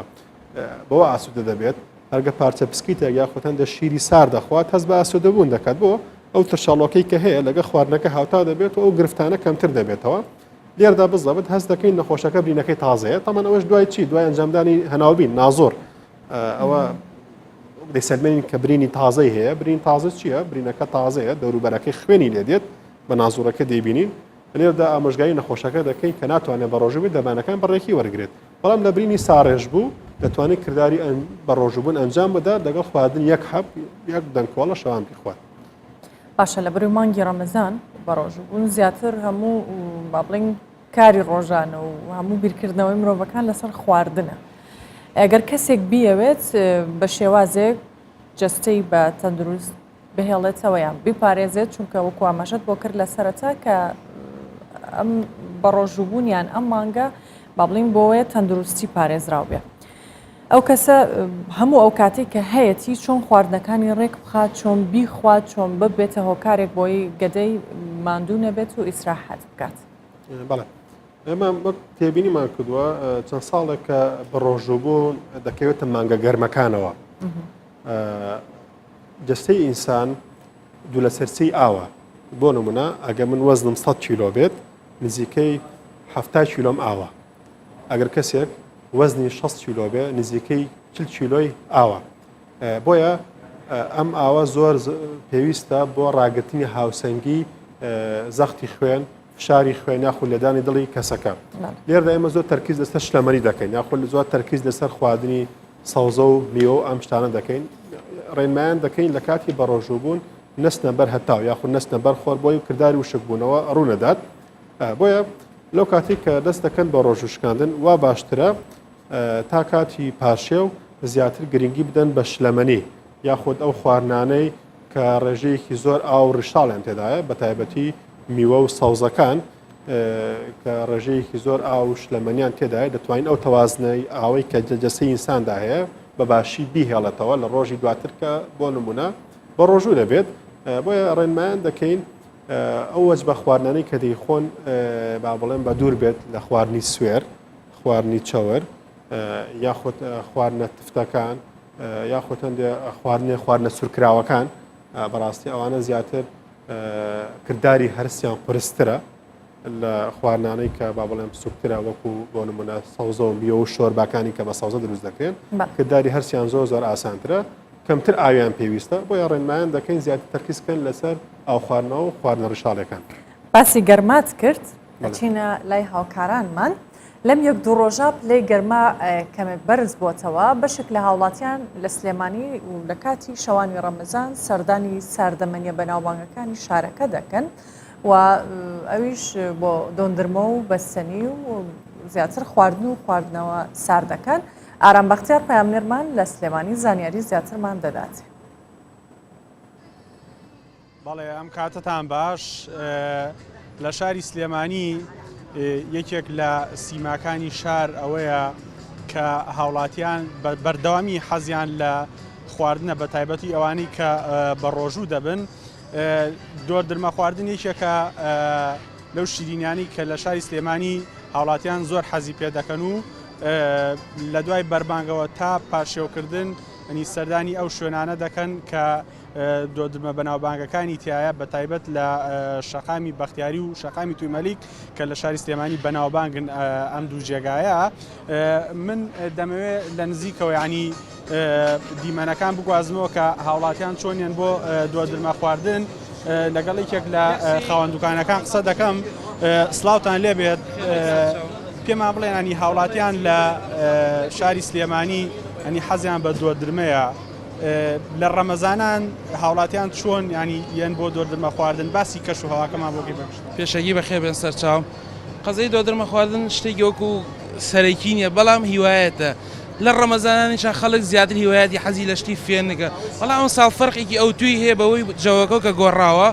سارد و گەرمە تۆزە تایم تێک چووە وەکو ئەوەی بڵێ ئەم ساڵ فەرقی هەیە وەکو ساڵانی پێشووتر ئیش زۆر زیاتر بوو خەڵک زۆر یعنی زیاتر سەردانیەکە بەڵام ئەم ساڵ لەخوا بە زیابێ خراپ نییە وەکو دۆدرمە خواردنیش خەڵک بەعام زیاتر حەزی لە مەکینەکانە لەمە 6 نەوەعمان هەیە سەوز مۆزە ڤەنێلایە کاکاوە شلێک هەنجیر قەیسی مانە فرێشن لەوێش هەمانە ئیتالیەکە 16 نەوەعمان هەیە قەیسی کەرەمێل گوێزی هیندی هەنجیر توت پسکی دەخۆی بەسەر کاکە هەمە پسکی دێگیم شەکەلمان بە تێگەوە قوربان هەمووی سروشتیە دۆدرمەکان ئەو سیانە طبیعیە لە ساسە قەیسی هەنجیر شلێک طبیعیە بەڵام ئەمە سپی هەر خۆی طبیعیە شیر و شەکرە قاوەیەکەش هەر حساب کە طبیعیە هیچ ڕەنگی تێ ناکرێ بەڵام قەزەی سەوزەکە تێکرێەوە شتێک نییە سەوزەکە تێکرێ تاقیشی گەرەوە ڕێی خۆ بڵێ بەڵێ ینی دۆدرمەی سلێمانی ینی ئەوەی بێتە سلێمانی بە تایبەتی لە ڕەمەزان ئەبێت دۆدرمەی سلێمانی تاقی بکاتەوە بەوەی کە تاموچێژێکی تایبەتی هەیە ینی هاوڵاتیان وەکو لە دیمەنەکانیش دەبینن یانی بەشێکی زۆر لە دوای بەربانکردنەوە تا پارشێوکردن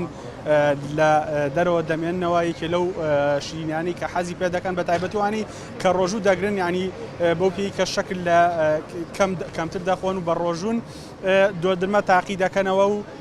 یەکێکە لەو شیرینیانەی ینی هەرچەندە ینی پزیشکان باسەوە دەکەن کە نابێت ڕۆژوان شەکر بخۆنەوە ئەنی بەڵام هەندێکەیە کە زۆر حەزی پێێتی و ئێستا من دانیەکەم تاقی کردەوە بەڕاستی تاموچێژێکی تایبەتی هەیە.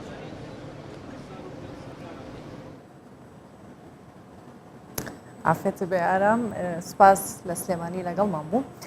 دەچینەوە لای دکتۆر ئەحمەد مستەفا پسپۆڕی نەشتەرگەری گشتی. دکتۆر ئەمەوێت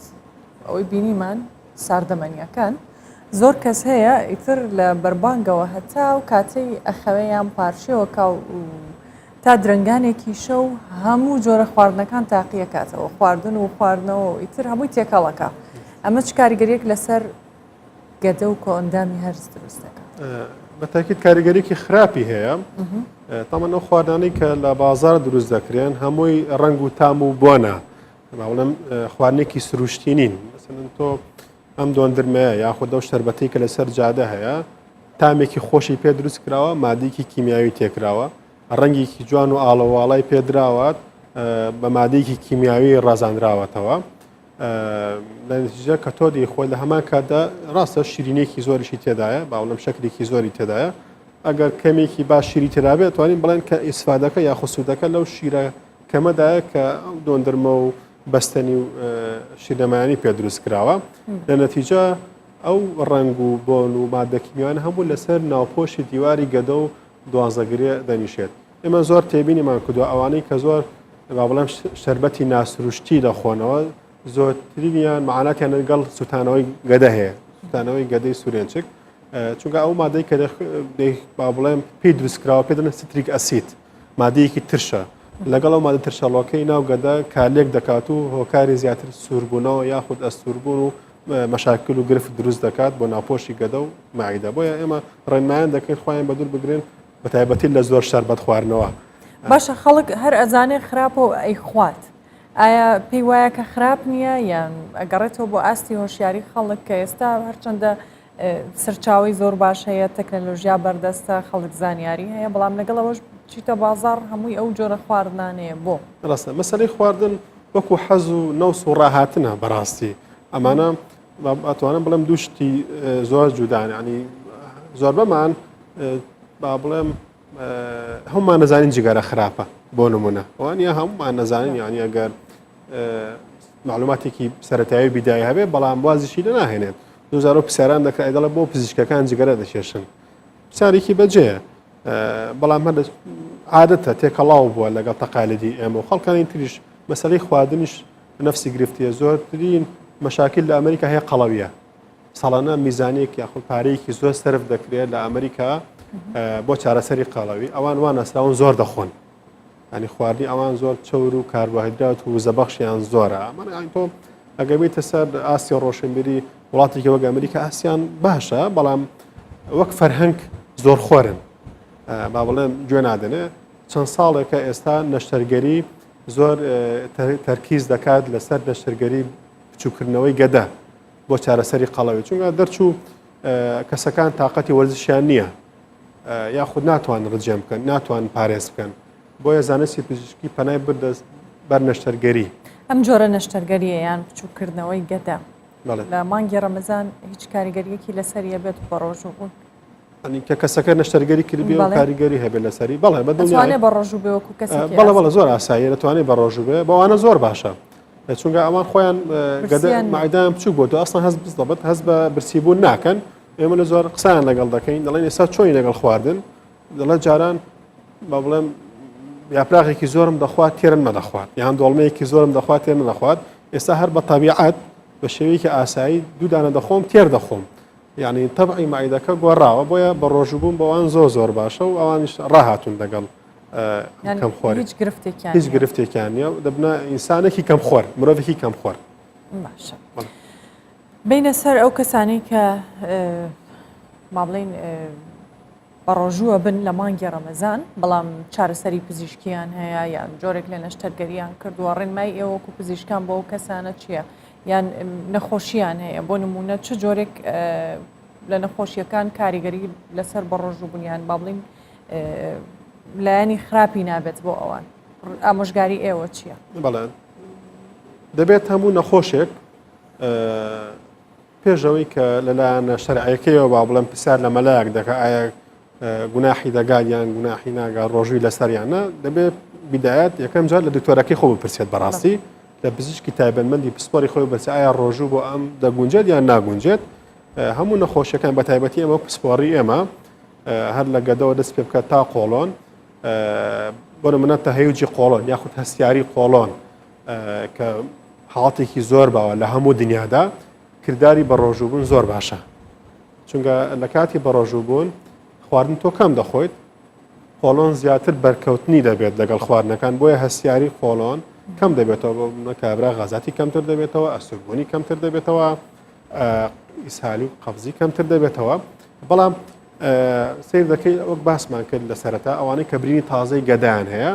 دوایە کە نازۆریان بۆ دەکەین برینەکان پێویستی بەوەی کە ڕۆژانە 4 جار عیلاج بخوات 5 جار عیلاج بخوات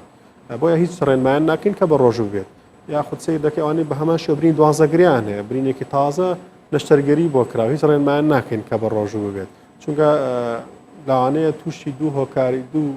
گرفتی زۆر سەرەکی بن یان نەزیف خوێنبەربوون یاخود کومبوونی دیواری گەدە یاخود بخۆڵە ئەگەر بەردەوام بن لەسەر ڕۆژەکان و ئەگەر چارەسەرەکانیان نەخۆن بەڕێکی تووشی ئەو حاڵەتە بن بەداخەویش کۆتایی پێدێ بە نەشتەرگەری حاڵێکی تر هەیە زۆر باوە لە دوای دەتوانێت بەڵام لە دوای گرفتی ڕیخۆڵە کوێرە هەوکردنی کیسی زەرداوە یاخود تورەکەی زەرداوە پێشوەکارەکەی زیاتر بەردە لێرەدا ئەوانەی کە ئیلتیابی توندی تورەکەی زەرداوێن هەیە بە هیچ جۆرێک ڕێنمان ناکەین بە ڕۆژوو بێت چونکە نەفسی وەکو ئەوەی کە ڕێنماییمان کرد بۆ برینی گەدە کەم خۆری دایم خۆر بن و چارەسەرەکانیان بەڕێکە بۆ هەمان جۆریش بۆ تورەکەی زەرداویش پێیان دەڵێن خواردنەکانتان باکەم بێت خواردنەکانتان با قورس نەبێت زوو بخۆن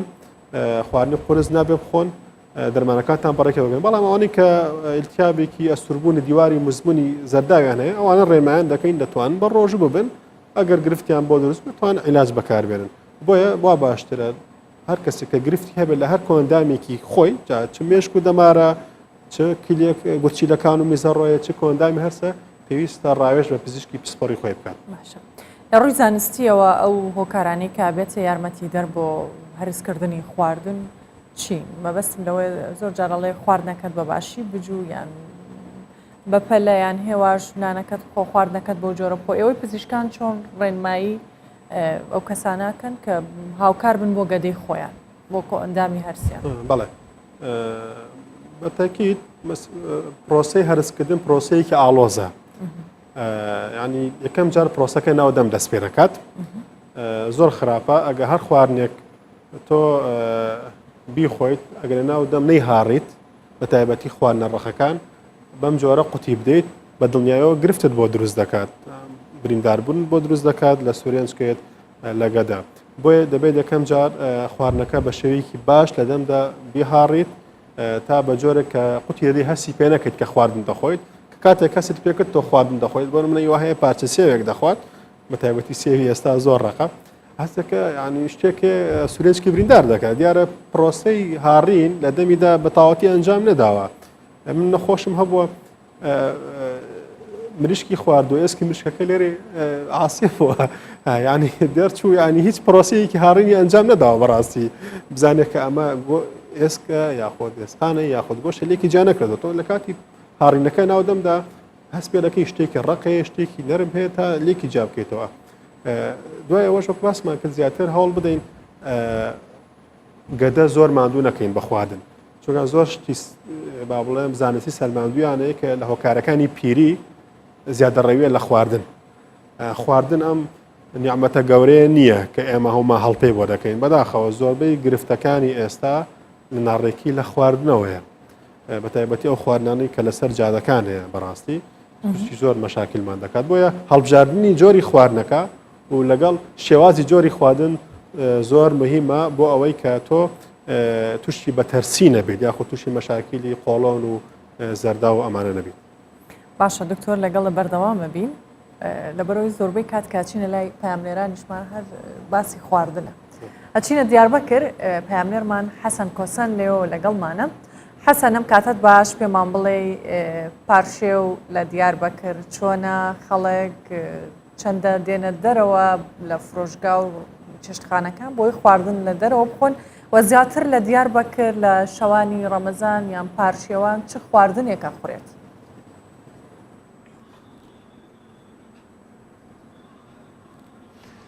سارا ji kuçev kulanên Diyarbekirê dengê dawolê tê her kesê radikin paşî vê divan saeta de bi rastî lêbelê ew qerebalığa berê li kuçev kulanên Diyarbekirê tune ye. Çima tune ye? Yani dema paşî vê de tune ye. Yek hewa sar e adin jî ji ber şert û mercên aborî. Hindekê ev hatûçûna li ber met'ema li ber xaringeha kêm e ya rastî lêbelê di şevên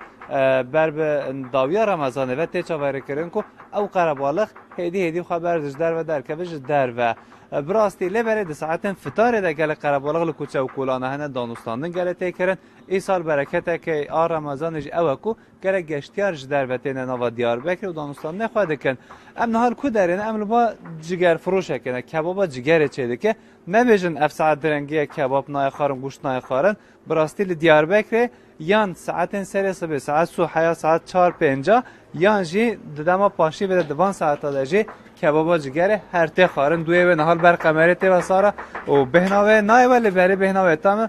bêhnekê gelekê xwe ji cigerê tê niha û wisa hûn dibînin li ser şaşê hevkarê min cuma niha baş nîşawa dike hêdî dipije. Hosta jî heya vê saetê cigerê çê dikin cigerê dipijînin û li ser pela merheba ji te re.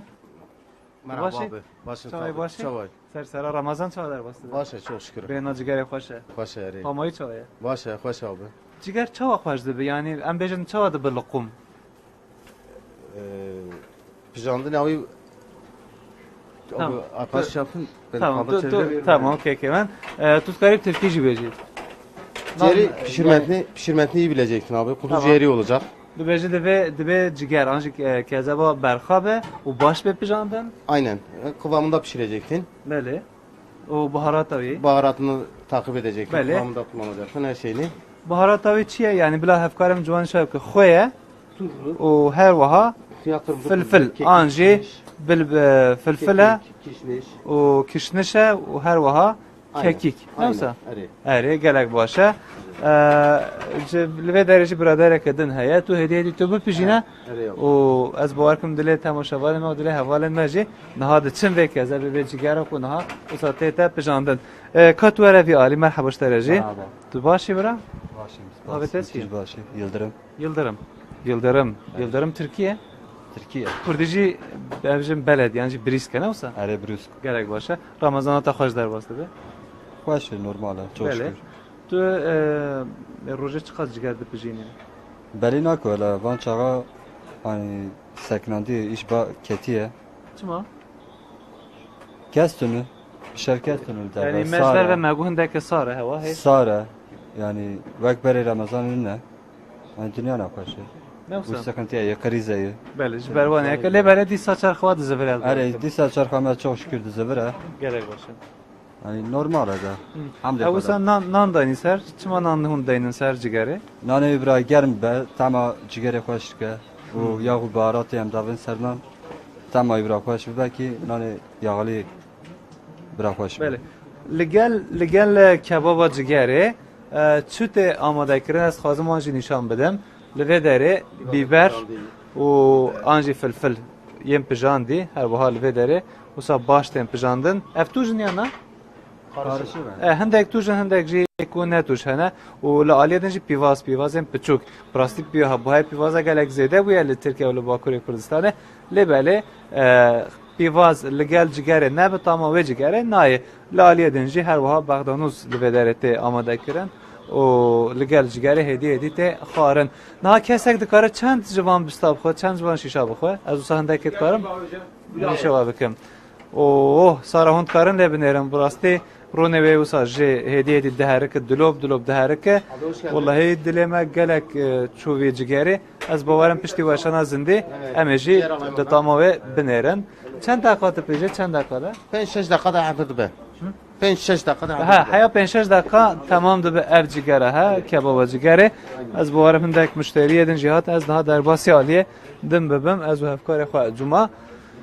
لەگەل منە ئەم بنێرن کا بێ ساعتێ مشتریژی لەبێ دەرێ هەنە ئەس هەندێکێ هەرم باوە کا مشتریە جگەرێ بێ ساعتێ چەند جگەرە دەخوێ بلا هەفکاری من جوما هەما سارە هەما یەک پرسێکێژ وان هەواڵێ هەبکەم وان کەسا بکەم ئەو هاتنە جگەر بخۆن ڕۆژی و ڕەمەزانەوە مبارك بمرحبا شوارع مرحبا جوارجي وجگار خوا اما جگار خوا خوش بو ولا خوش بو ولی من ین استودیوم کنترل ده بجن جگر گلک خوش بیاده که ام دل مجلس دمجی برسی بون و ساعت تمام یک چهار گره يعني في ساعات ده جي سبيجي مرف نورمال ده جگری سری سبيد خو 6 ساعات مرف ترد بينا 6 ساعات اربله اجبروجي گلک باشه اجبروجي گلک باشه مالتا سر شعبنا بله سارا وسا بو بنرن وی برادر جگو 6 ساعتا مروبك تیر دهله براستی کسی کو روجیگر لدیاربکر جگری حز دکن قستا وان مکانان دکن هر حال جگر کباب جگر لوان داره با عافیت دخون پاشی وانگا پاشی به هر وا ساعت 3:23 به خواندن و دو رجی ده روجی دست ببکه روجیا سیان ده دست ببکه سارا حسن کۆسەل دیاربەکر لەگەڵ مامۆی سوپاس بۆ تۆ دکتۆر دەبەر کاتی بەرنامەکە کۆتا پرسیارت لێ بکەم هەر لەسەر ئەوەی کە بینیمان ئێستا جۆری ئەو خواردانەی کە ئەخورێت لە پارشەوە چەند کاریگەری بەسەر برسیبوون و نەبوونەوە هەیە بۆ نمونە کەسێک گۆشتە خوارد کەسێکی دیکە هەیە ماستە خوا هەردووکیان وەکو یەکیش دەتوانن بەو جۆرە خواردنە بە ڕۆژوو بوون ئایا جۆری خواردنەکە کاریگەری چەندە لەسەر برسیبوونی کەسەکە بەدڵنیایی هەڵبژاردننی جۆری خواردنەکە کاریگەری زۆرە لەسەر ئەوەی کە کەسەکە بتوانێت هەست بە برسیبوون بکە یان نەکات ئەمە دەکەوێتە سەر و کەسەی کە بەیانی کەسەکە ئیشی چییە ئەگەر ئیشەکەی بەس خەوتن بێت بە دڵنیا و نان و ماست کافیە و بەسە هیچ گرفتی بۆ دروست ناکە بەڵام ئەگەر کەسێک با بڵێم ئیشەکەی حرەکاتی زۆر بێت جوڵانی زۆر بێت یاخود کرێکاری بکات دەبێت خواردنێک بخوات کە وزەیەکی باشی پێ بدات و وزەکەش بۆ ماوەیەکی زۆر بمێنێتەوە ئەو خواردانەی کە دەتوانین بڵێن ماوەیەکی زۆر دەمێننەوە پرۆتینەکانە وەکو پەتاتەیە وەکو پاقلەمەنیەکانە وەکو گۆشتە وەکو هێلکەیە یاخود چەوریە سروشتیەکان ئۆرگانێکەکان وەکو زبدە و کەرە و ئەمانە کە بخورێت توانین بڵێن بە ماوەیەکی زۆر کەسەکە هەست بە برسیبوون ناکە بە تایبەتی ئەوانەی کە لە ڕۆژەکەدا ڕۆژێکی ماندووبوون چاوەڕیان واتە خواردنی سروشتی باشترە بخورێت بە تاکید بە دڵنیاییەوە بیرۆکەیەکە ئێستا هەمووانێکیشەی خواردنی خێرا ئەخوا بەڵێ فاست فود بیرۆکەیەکە لە ئێستادا ئەبێ هەمامگەرنەوە سەر خواردنە سروشتیەکان وەکو ئەوانەی کە بابڵم لە گۆشتی خۆماڵی یاخود لە میوەی سروشتی یاخود لە هێلکەی خۆمانە ئەمانە دەتوانین بڵێن زیانیان کەمترە و سوودیان زۆر زۆر زیاترە بۆ جستەی دکتۆر ئەحمەد مستەفا پسپۆڕی نەشتەرگەری گشتی زۆر سوپاس زۆر سپاس بە درێژایی مانگی ڕەمەزان خوانی بەربانگ لە وڵاتی ڕووسیا لە مزگەوتەکان ئامادەکرێت خەڵکێکی زۆریش ئەوانەی کە بەڕۆژوون و بە تایبەت موسڵمانان دوای ئەوەی کە نزیکەی 20 کاتژمێر بە ڕۆژوو دەبن لەسەر یەک خوان بەربانگ دەکەنەوە.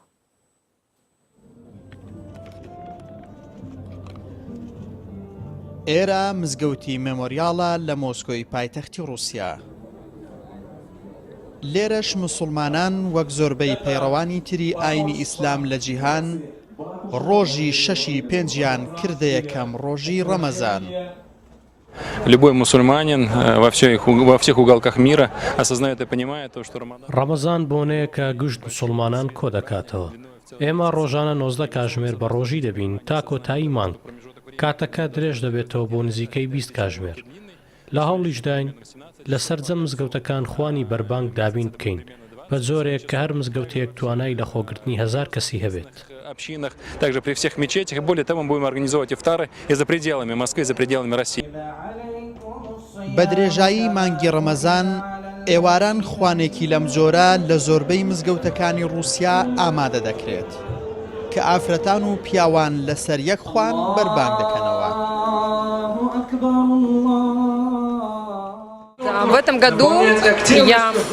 ئەم ساڵ یەکەم جارە بە ڕۆژوو دەبم لە ژیانمدا یەکەم ڕۆژم باش بەڕێ кردو.